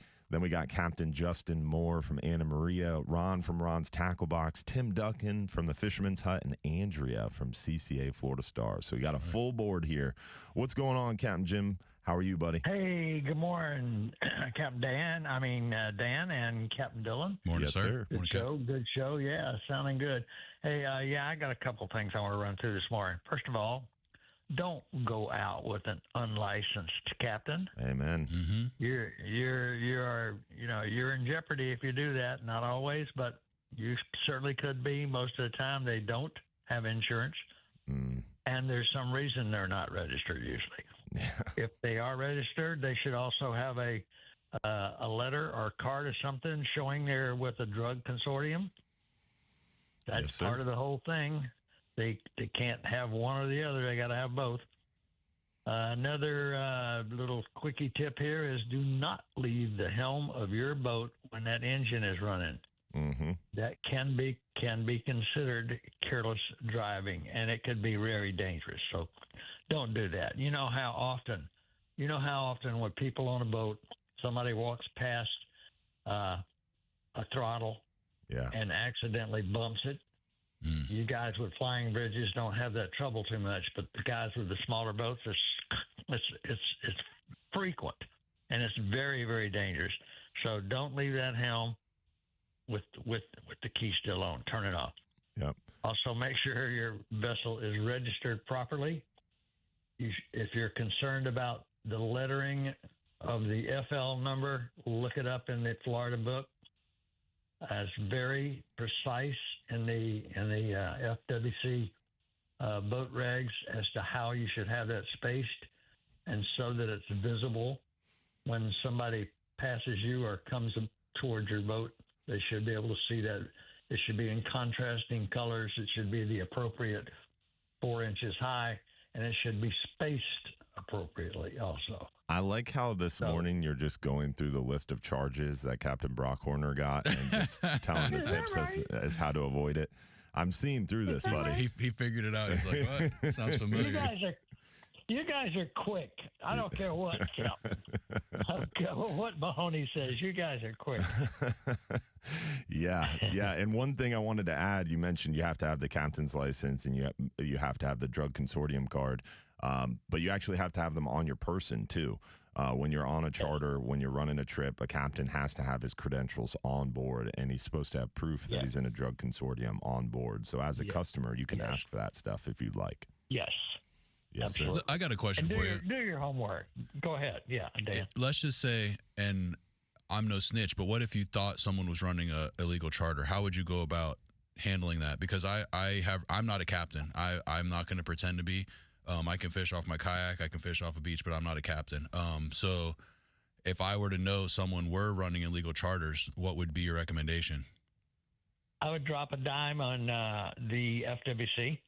Yeah, so the FWC reporting hotline is important because if you run across a turtle, a manatee in distress, you have someone keeping snook out of season, you see a fish kill, the FWC reporting hotline is important. It's 888. Pollution, especially pollution, yeah. Yeah, 888-404-3922. 888-404-3922. It's just FWC reporting, and you can also just Google FWC reporting hotline. Okay. But the trick with the illegal charters is FWC is less concerned about whether or not you have a captain's license because they're more concerned with the fishery. So if you're keeping illegal fish, really FWC is the best place to report. If you know someone's operating without a captain's license, the best person to call would be the U.S. Coast Guard, the command center, and investigations specifically. And that phone number is online as well. But the U.S. Coast Guard is going to take someone operating without a merchant mariner credential a lot more seriously. Right, makes sense. Yeah. Now, if they're inside somewhere fishing, you know what I mean? If they fish inshore more than offshore, you could get quicker results with FWC. But the Coast Guard definitely, that's one of their main things. Mm-hmm. They just don't have quite as many people to check that kind of stuff and FWC doesn't have a lot of them either. But anyway, either one or both would work. There's some fine lines about, you going out and saying, okay, everybody, I want $50 or $100 for gas and bait and stuff like that. That's usually an okay thing. Mm-hmm. It's when they say, okay, we're going out, but it's going to cost you guys $500 or $600 or $700 a day or something. That's definitely not. According to the CFRs, any consideration makes it a charter. So even if you're like, hey, mow my lawn and I'll take you fishing, that's consideration according to the federal regulations. It's pretty crazy. Yeah, it is. You got to be careful. Yes, it is. Yeah, it's very, very strict. Very strict. All right, guys. Appreciate the time. For the Coast Guard Auxiliary in St. Pete, Jim Fogle, be safe out there. Appreciate you. Visit St. Pete Clearwater Safe Boating Tip of the Week. We appreciate it, Captain Jim. We've got Captain Justin Moore on the line from Anna Maria. What's going on, Captain Justin?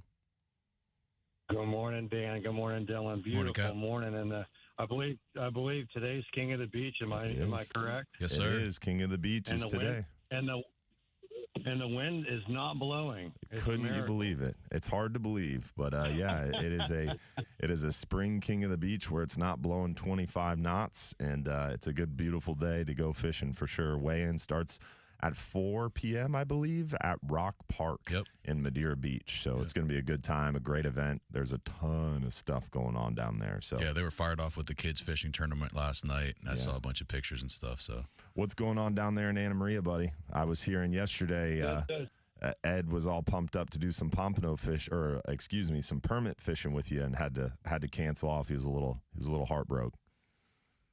Yeah, we had a little bit of wind. It's we've all been dealing with it. It's been kind of hard to get out there, and then when it does, it lays down for a day or two. But we'll do it another time. But anyway, a good show this morning. I just wanted to ask Dan, what his favorite year-round artificial would be thrown out of a kayak, just for the listeners out there. And I'm just curious myself, My favorite year-round, if I had to throw one artificial, and I'm struggling with this one because I've sort of gone back and forth, but it's gonna be a paddle tail, like a DOA 3-inch, the cow, and just a DOA cow. Yeah, just a small jig head. But it's either that or a pompano jig. I really, even for trout and stuff, I've been throwing pompano jigs. I've been throwing the Jig Pro or JYG Pro. Pompano jigs, the goofy jigs, and I just crush the trout with those things. That's awesome. So it's a close second. That pompano jig, I do agree with you. If I was stranded somewhere and on a desert island somewhere, and I had the one lure to have. Yeah. I agree. You could catch everything just about in the sea on that. It's a chicken rig of the inshore chicken rig, fishing. yeah. Maybe we should do like a quantity chicken for rig sure. pompano rig. Do double. Oh, but don't get me started. Yes, sir. But no, the pompano jig, I've caught snook. I mean, anything. Like you said, you can catch bait, you can catch big fish. They crush it there. Amen to that. We appreciate it, Justin. You can't beat that. One more thing. I sent you that picture of my dad yesterday morning, Dylan. Yes, sir. And, and I learned that from a very young age, and you too. I'm sure you'll agree with me on this. And it doesn't matter whether it's from catching bait to catching fish, trolling, live bait fishing, artificial, whatever. It's all about angle and presentation. Amen to that. You have to have. And then it's the bait and it's the tackle, but you've got to have the right angle and presentation. And that makes all the difference in the world, whether you're chumming bait or whatever you're doing. And when people start realizing that and they see it, then it all kind of falls into play. And it really helps understand, the right things to do. And that's what makes it so special about every guide and recreational fisherman. Nobody's the best. Everybody looks at something a little bit differently from a little bit different angle. Yes, okay. Sir. And we all have our own perceptions. And that's what makes everybody special in how they deal with everyday scenarios. Some people put it together really fast. Some people it takes a long time. But understanding that angle and presentation makes a huge difference in how your success will be. For sure. You're the man. Thank you, Captain Justin Moore. We appreciate the call, buddy. Thank you, Cap. Have a great, safe weekend. Good fishing to everybody. Thank you. Great Thank show. you. Appreciate the call. And with that, we got to go to break, but we got Ron from Ron's Tackle Box, Tim Duncan from Fisherman Hut, and Andrea from 6a-8a Florida Star on the other side. We'll be right back after this.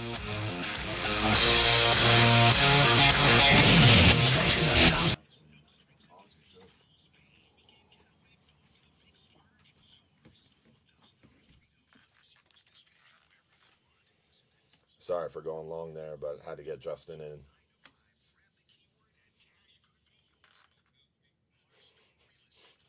Thanks, D.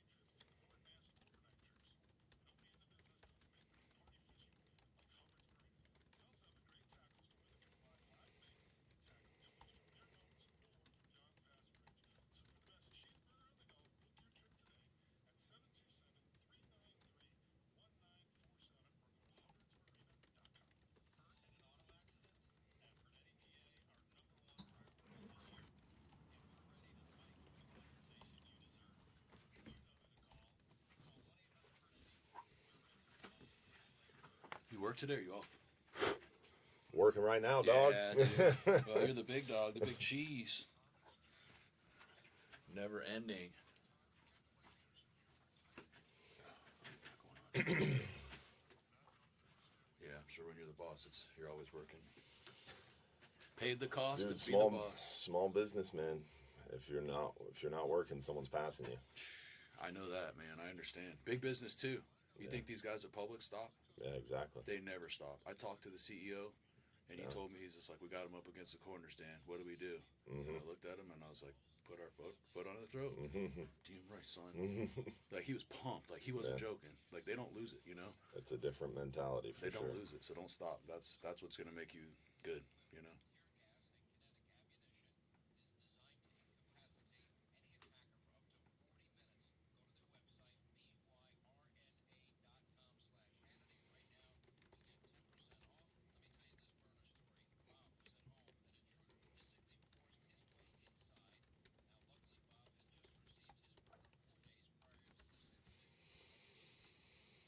Dave Pomeroy, $200 off, $400 for 12:15 Sunday morning till 4:30. Ooh. Oh man. Uh-oh. I might send him a message. I gotta work at 6. Can you have me back to the ramp on time?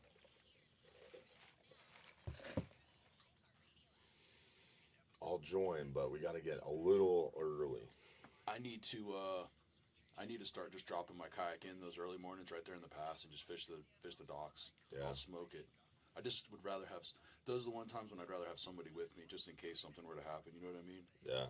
God forbid. It can get ugly in the pass quick. Yeah, that thing rips in there.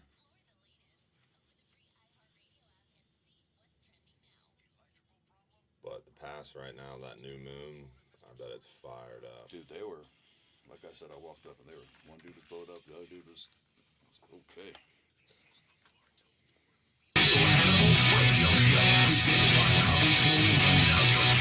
Like Anderson and Dylan Hubbard. We're back, Bartow Ford, Real Animals Radio. Myself, Captain Dylan Hubbard, and Dan the Fishman in studio this morning. We got some folks that have been waiting on hold for a while, so we definitely want to try to get to everybody. We got Ron from Ron's Tackle Box online next. What's going on, Ron? How are you, buddy? Well, fishing's great out here in Polk County. Imperial Polk County. Crushing it, huh? Yes, Imperial. I forgot. Yeah, that's all right. I forget all the time. But Bobby reminds me if I forget, so I want to make sure I stay ahead of it. That's right. Anyhow, big bluegill, big shell cracker. Bass fishing's great. It's good all year round, but been doing real good on bass. Awesome. Time of the year, it's getting warm. Water's starting to warm up, so good time to get out here now and do some good fishing. Take advantage of that moving water. Yes, we need the rain. That's what we need. Yeah. Then we'll get the moving water. All right. So a little bit of rain helps. And those fish are moving deeper, I assume? The bass are starting to, but they're still feeding, so you know, they're here and there. Use a big bait, use something big to get their attention, especially in the summertime. Big bait, big fish. Okay. It holds true in freshwater, they want that too. Big meal. They don't want to waste their time playing around with a little bait. Presentation is everything. That is awesome. Hey, one other tip. Everybody's talking snook earlier. One of the best baits when I had my store in Tampa, that was in the 70s, Sidewinder spoon. Ooh. Okay. A lot of people haven't heard about that, but I don't even think they make them anymore. But if you have an old tackle box, dig in there and find one of them. Yeah, man. When I was inshore fishing at a young age, through the 90s there, late 90s, early 2000s, all those baits, like there was all these fancy new baits. They're coming out with all this stuff, live target and all that. But my father was real inshore basics, like grandpa's tackle box, right? The mirror lure, Mirrodine, the gold spoon or silver spoon, the DOA shrimp. I mean, the rattle trap. Yeah, it was pretty basic. And man, I caught so many fish on the spoon. It was like the DOA shrimp or that gold spoon, and you just crushed it. And then pompano jig is another one. Working that pompano jig. Sidewinder, the action of that spoon is unbelievable. Yeah, I'm looking at it right now. It's pretty interesting. Dan the Fishman already ordered 6. Hey, I don't play around. You say I'm taking all the tips. There you go. Hey, I've been away from that saltwater for a long time, but. Hey, funny enough, I've never caught a bass before.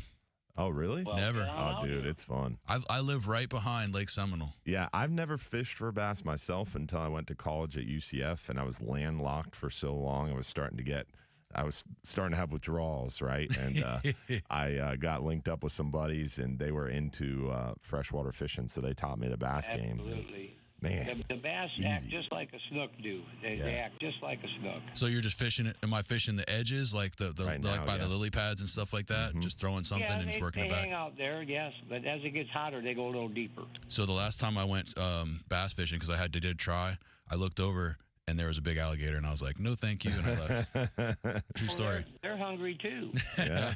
I got a big meal here. Well, Ron. That's something about a gator, I'll tell you real quick. You catch a fish all day, and they're just hanging around. But when you hang that big fish, it's his. Oh yeah, they're just like the dolphins. Guaranteed. They're opportunistic. But we're up Yeah. against the break, Ron. How would someone find you? I'm at 380 South Lakeshore Way, which is 1792 in Lake Alfred. Phone number 863-956-4990. And I hear there's something going on in John's Pass this weekend. You guys got some kind of event out there. Yeah, King of the Beach is today, 4 o'clock at Rock there Park. you go. See, I got to advertise that for you. There you go. We appreciate you, Ron. Thank you, buddy. Hey, you guys are king. Thanks. Thank you, See you, brother. buddy. Thank you.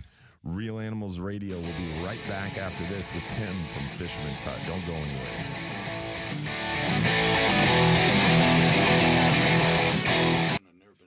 It's cool. It's like a it seems slow like pitch jigging shop. Yeah, okay. I was talking to Tim when we just happened to be sitting there. At OCC? Yeah, because gosh, I can't think of his name now, unfortunately. There's another gentleman there, and he recognized me, and he just saw me looking for a seat, and he's just like, dude, come sit with me. So then, and then he had Tim sit down too, so we were all chatting. Oh, nice. Yeah, nice people, man. Fishing, man, it brings people together. Yeah, you know what's funny is it's like it's either they're the best people or the worst. Do you know what I mean? It's just like what's the deal? It's either like they're the nicest or just like the most grumpy, nasty people. Yeah. But and those are few and far between. Don't get me wrong. But when it's like there's no in between. Like they'll help you, give you everything they have, or they don't want you to succeed. I don't understand that.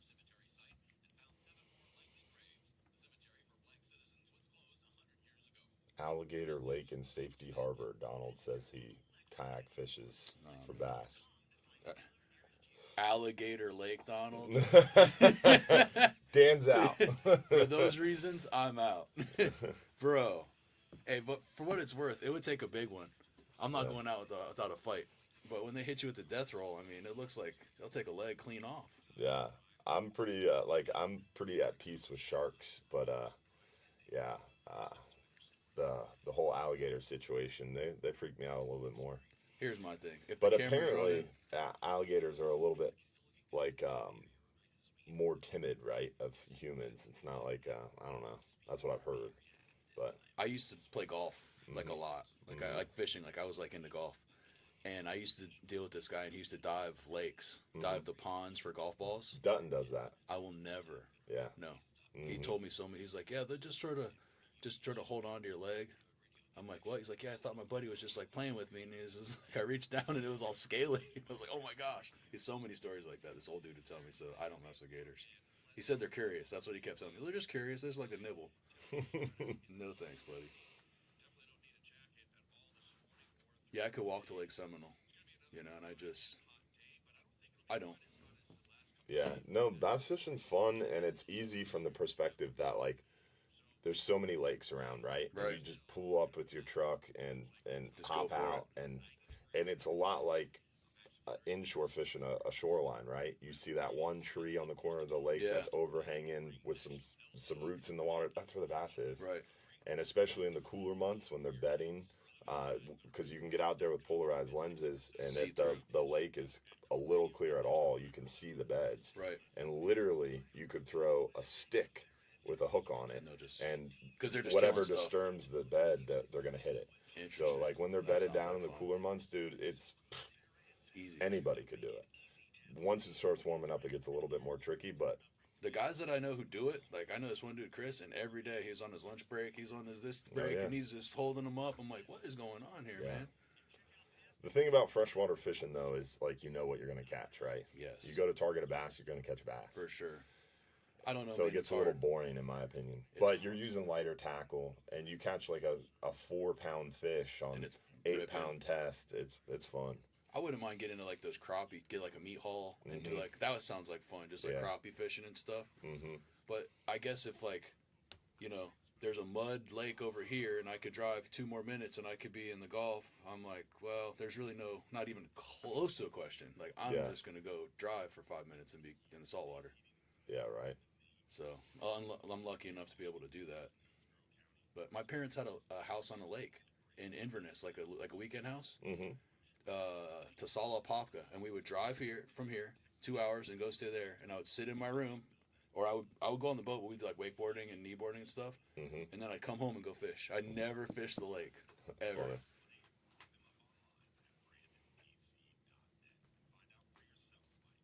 Dang, 39-hour just texted. They got a tuna last night, too. Okay, like we said, it's Big big grouper. The time is now. Blackfin tuna popping off. That's late. Normally that's January, February. See? Now it seems like it's happening now. Like I was saying earlier. That's weird. Yeah. I'm very interested. I don't want to fast forward time, but I'm very interested to see what happens with the pompano this year, because the guys that I know that catch them here are down south catching them. Like they're traveling down there. So it's definitely interesting. I've been wondering where all the pompano fishermen went. Yeah, they're traveling south. They've been getting them. I saw a couple guys doing good at Pass a Grill. They did, but nobody's getting. It's one. 3 hours one. You know, if there's 6 people on the jetty, one of those guys should be hooked up. You know, if they're there most of the time.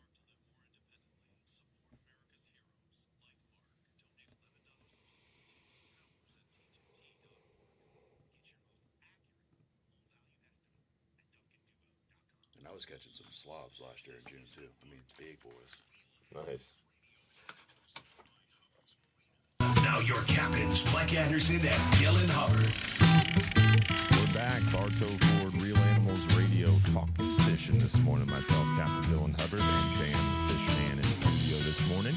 Want to give a shout out to Relentless Perpetual Edge Knives, the world's first self-sharpening knife that actually sharpens as it cuts. Ultra hard carbide, never rust titanium blade with a true grit glass reinforced ABS handle on a knife that is perfectly balanced. And it comes in 5 great models to choose from.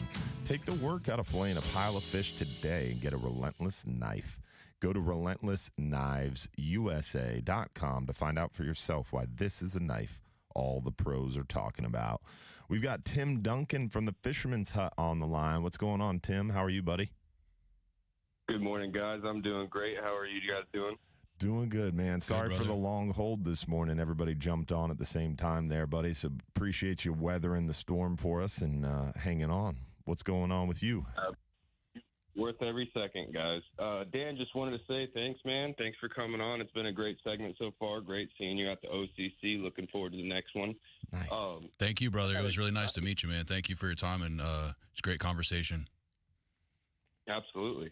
I had a question for you. When you're on your kayak, when do you like to free line baits, or do you ever? 99.9% of the time, I'm free lining my bait. All right. I rarely use a cork or a bobber or a weight.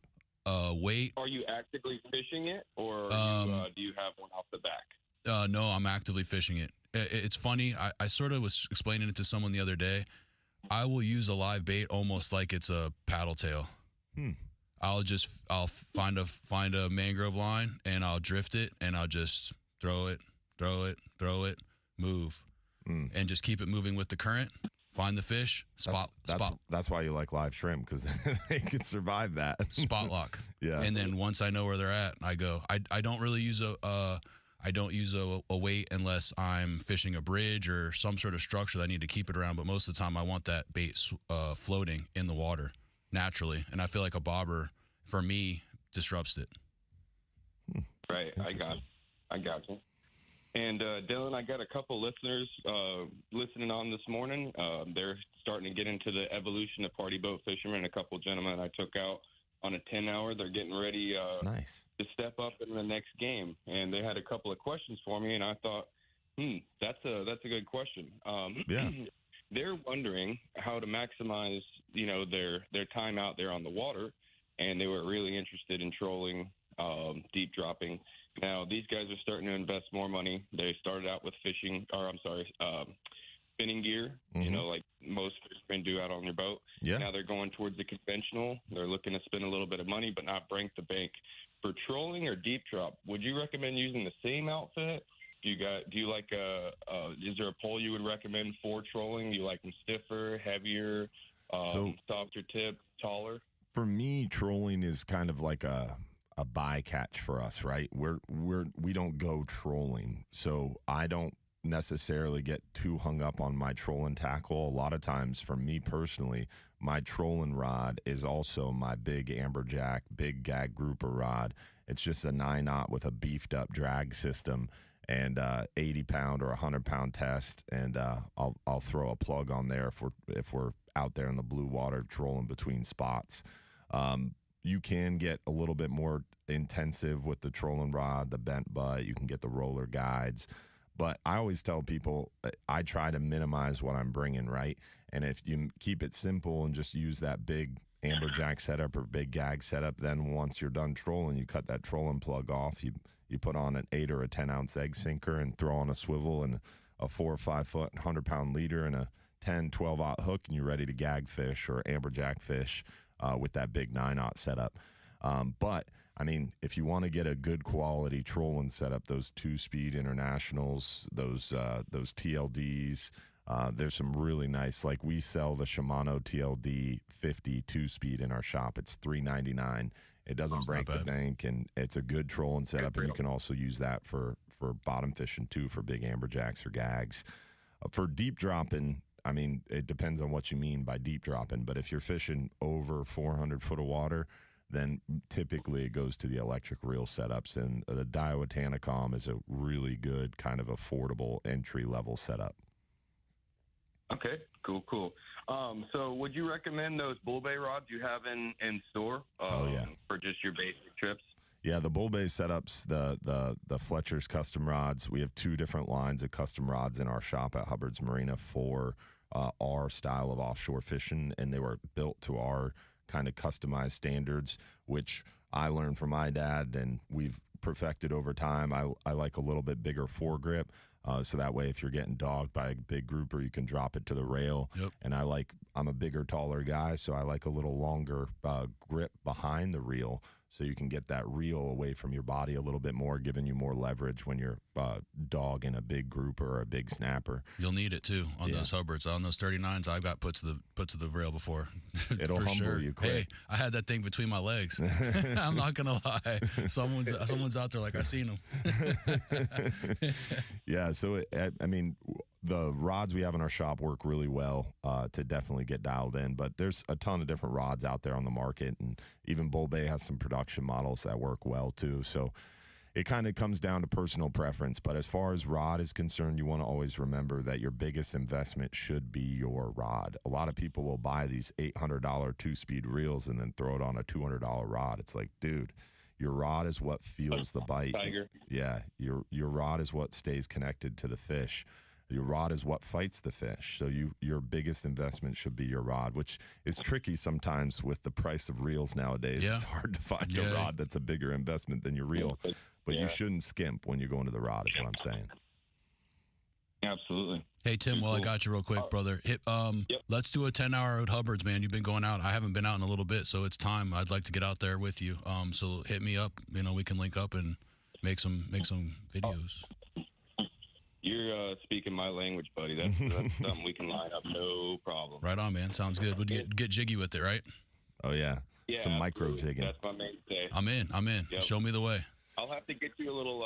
I'll have to get you in shop so I can show you our Pompano jigs too, man. I think you'll fall in love with them. I'll swing by. I just told Dylan I drive by there like all the time, so I'll swing in and see you soon. Awesome. Too cool, man.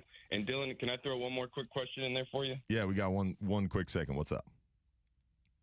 For bluefin tuna, I know people, the coveted wahoo is the species for trolling. I know you guys don't generally do that, but people get hyped up for it. For the the blackfin tuna, do you recommend like the X-Wraps as opposed to the DTX minnows because they're smaller or anything like that? Have you seen a trend we do catch the blackfin on the DTX minnow, the Bonita style Nomad. I forget what it's called off the top of my head, but it's a little bigger. The DTX minnows, if you're using the little smaller version, does work well, but some of those bigger Nomads can get a little bit big for a blackfin.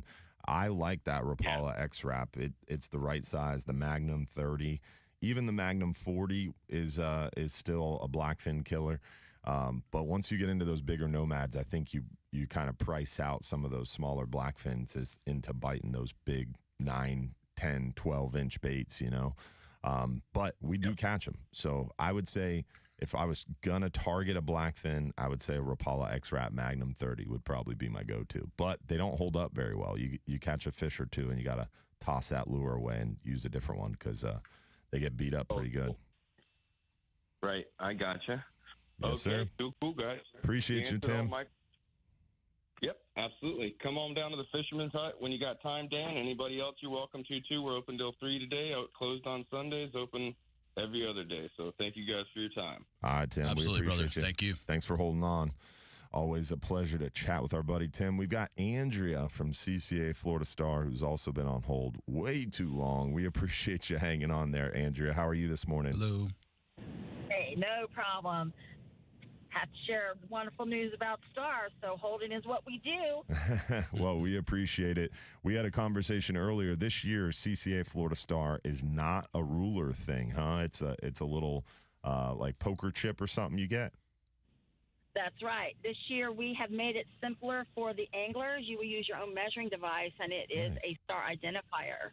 So it's about it's very similar. It looks like the measuring device, but it's about it's only one flap of the measuring device. So it'll look like the measuring device when you pick it up, but it's only going to be one little sheet. Okay. And you still pick those up in the same places like West Marine, Mahoney's.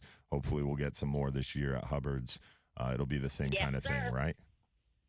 That's absolutely correct. All of those locations will have them, and the anglers will just go in and pick them up. Look forward to it. Yeah, I'm pumped to be in part of it. So I'm gonna try to win that boat. Yeah, there you go. We appreciate Andrea. And then how would you sign up? Where do you go to sign up?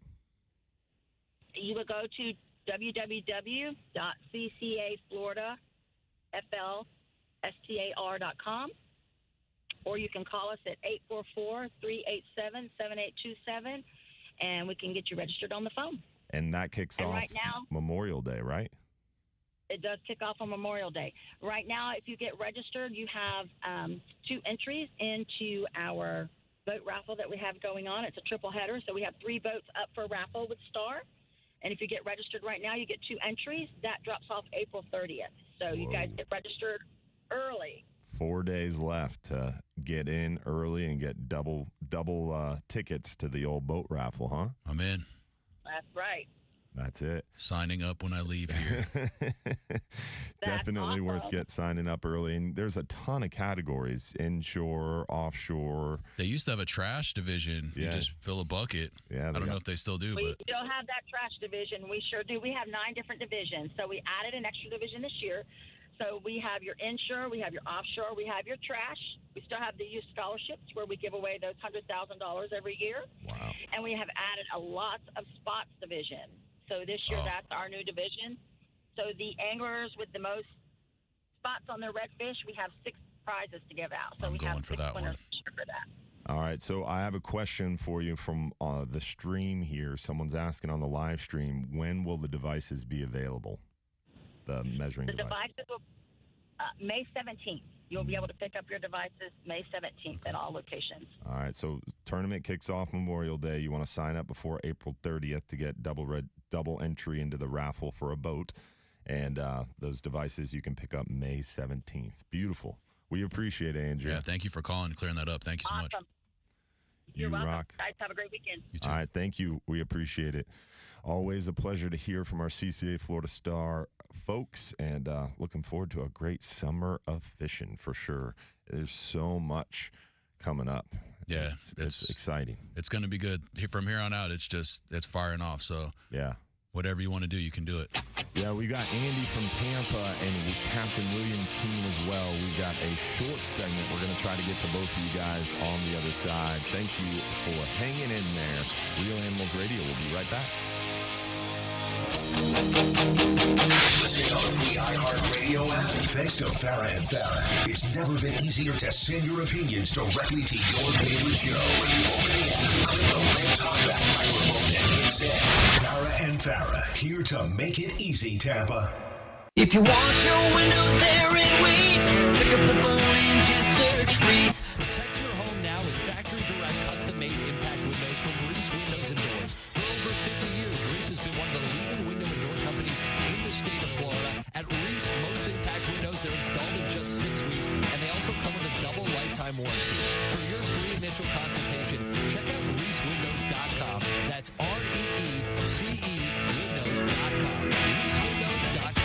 Steve, here's a really important question that came in from one of our radio listeners. Here's a question. Some advisors talk about income for life. How does that work, and is that a really good idea? Yeah, that's a good question, Elizabeth, because it's really not what it seems. Income to us is when, let's say a client has $500,000 and they want true income. So to us, that means they are taking the profits, they're taking the interest, they're taking the dividends from their $500,000. And if they're averaging, say, 6%, that means they would get $30,000 every year.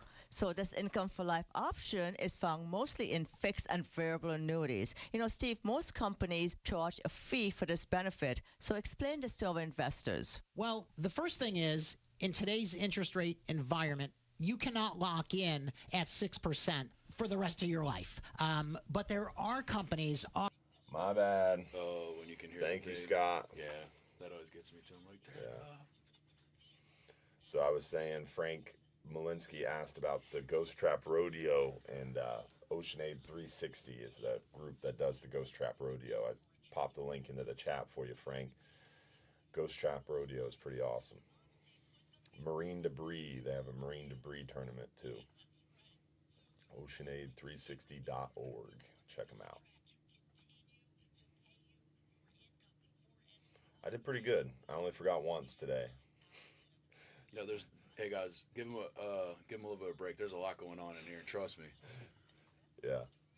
I was a little bit like, it's a lot easier when Mike's here, because then he handles most of this, and I only have to worry about one thing. He's like me, just still sitting here. Sometimes I forget. Sitting here waking up, and he's doing all this stuff. I feel like, oh my gosh.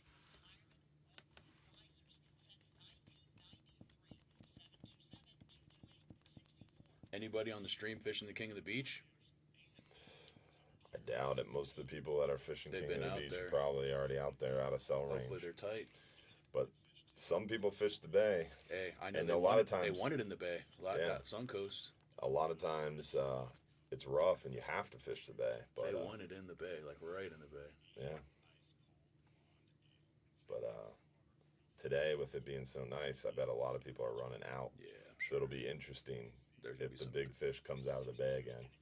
But the fish have been on the beach, bro. Like, we're not catching the kingfish at 15, 16 miles. You see a couple kingfish really deep, right? And you see them on the beach. Like, once you get more than 6 miles out, you're outside of the kingfish, it seems like. Right. So it'll be interesting to see where the big boys are fishing. I know a couple of the guys, the captains that do fish out of Bay Pines. They fish the 6 Mile Reef or whatever, and they're coming back with kingfish every trip. You know, just by throwing so. Madeira Beach Reef. Yeah, whatever that one is, yeah.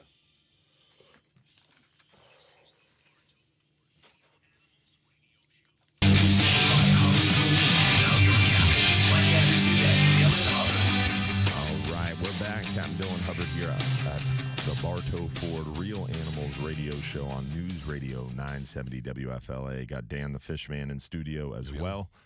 We got Andy from Tampa with a fishing question on the line. What's going on, Andy? What do you got for us? Question about king mackerel. Yeah. Are you hearing about them being just off the beach or up in the bay? We were just talking about it. Yeah, we were just talking about that on break. A lot of the kingfish have been right on the beach and in the bay. It's been interesting for us once we get out there 14, 15, 16, 17 miles on our 10-hour trips. We're not really seeing a ton of the kingfish. They've mostly been right up on the beach mixed in with the mackerel and all the bait that we're seeing. So I would say most likely we were just talking about the King of the Beach and who's going to win it. A lot of times they win the King of the Beach fishing inside the Skyway up there, like Port Manatee, G-Cut, that channel, even outside the Skyway and around Egmont. Yep. Okay. You never know, buddy. And how do you target them? I mean, the best way to catch a tournament-winning kingfish is trolling a live bait, a big live bait, like a big ladyfish, a big black mullet, a silver mullet. Blue runner, slow trolling. So you just bump it into gear and then bump it out of gear. You're moving just fast enough to keep the lines tight. You don't want your trolling lines to get slack. So you're bumping it in and out of gear a lot. That's how they get to the tournament winners for sure. Are you fishing the tournament today? No, I'm not. I went out few days ago and trolled a small spoon and caught a few small Spanish, and that's it. Yeah, the spoons are a great way. Tried slow trolling a small Spanish, but not for very long. Yeah, no bites.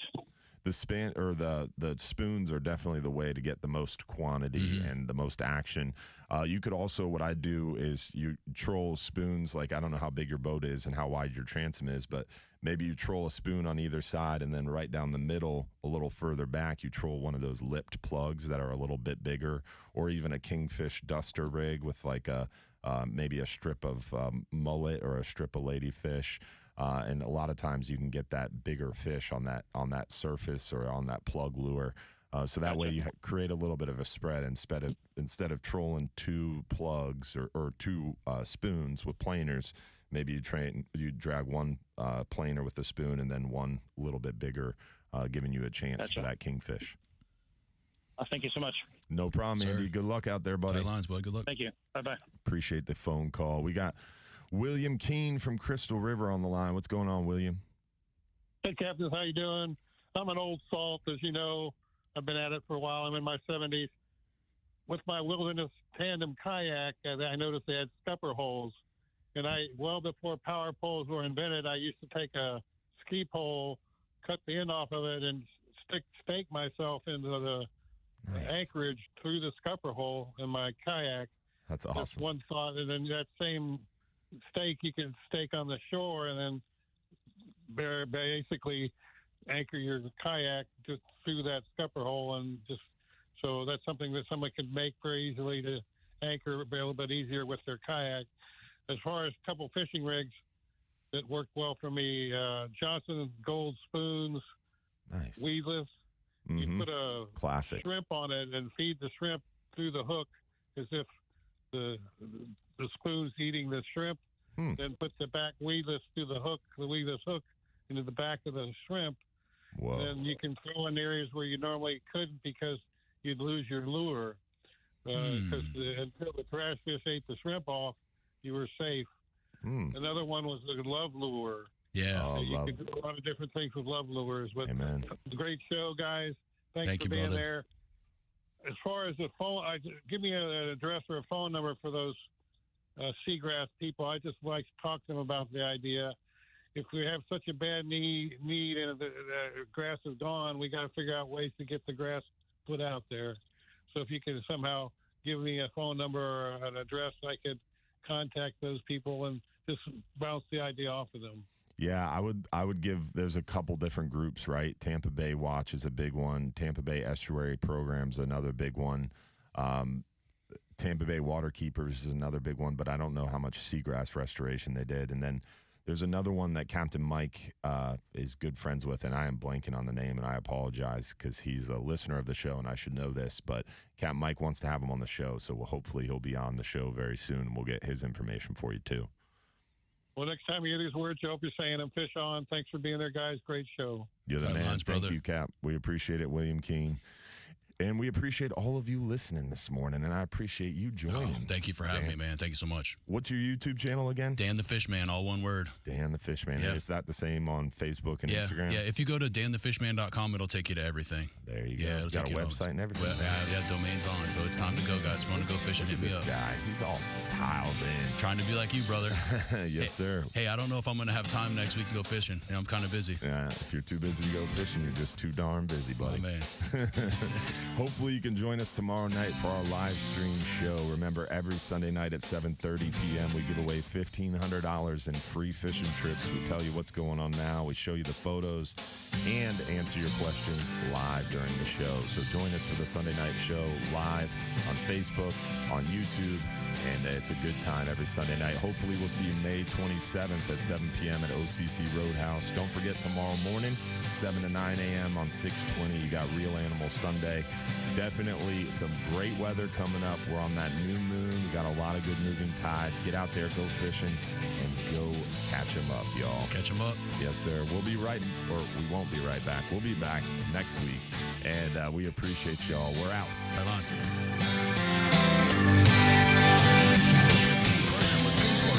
Where it was good time. Dude, great. Thank you so much. Appreciate you all for listening and hanging out with us on the stream this morning. Hopefully you can check out Dan the Fishman on YouTube, help him get his subscriber count up, and also don't forget to check out Hubbard's Marina on YouTube. For sure. We're really pumping out a lot of videos lately, and more on the way. So stay tuned, and hopefully we'll see you tomorrow morning, 7 to 9 on 620. Tomorrow night, 7:30 p.m. for the live show. Join us in person, May 27th, 7 to 9 p.m. We're going to be giving away rods, coolers, swag. It's a good time. Are they going outside? Are they going to go outside? I don't know yet. They need to go outside, man. I hope so. We have plenty of people. We'll see what the turnout is and what they end up setting up for us. But I cool. know the setup will be different. This last time we were kind of had the speaker on one side. It was kind of hard to hear in the back. Right. I know he said that I believe we're going to stay inside, but he's going to try to set up the speakers differently so that way you'll be able to really hear. Yeah. Just definitely check it out. It was awesome. The food was really good too. And the place, get there early and just walk around. It was so cool. Dude, I got there. It was supposed to start at 7. I showed up at like 5:15, thinking that would be like early enough to get some food and kind of see the lay of the land. Dude, it got busy in there. Quick, fast. Yeah, I got there late and I regretted it. Yeah, I'm gonna show up even earlier so I can eat some food and chill for a second, and then because I wanted to eat a bunch of that food. It was killer menu. It was good. I got the brisket sandwich. Everybody started showing up, and I didn't even have a chance to really sit down and eat. So it was good. I'm gonna show up extra early. For sure. Time. I'm with you. I'm gonna get some of those frog legs and alligator bites. I'm in. I'm gonna check them out. See y'all. Thanks for watching. Bye, guys. Where is the right button? There it is.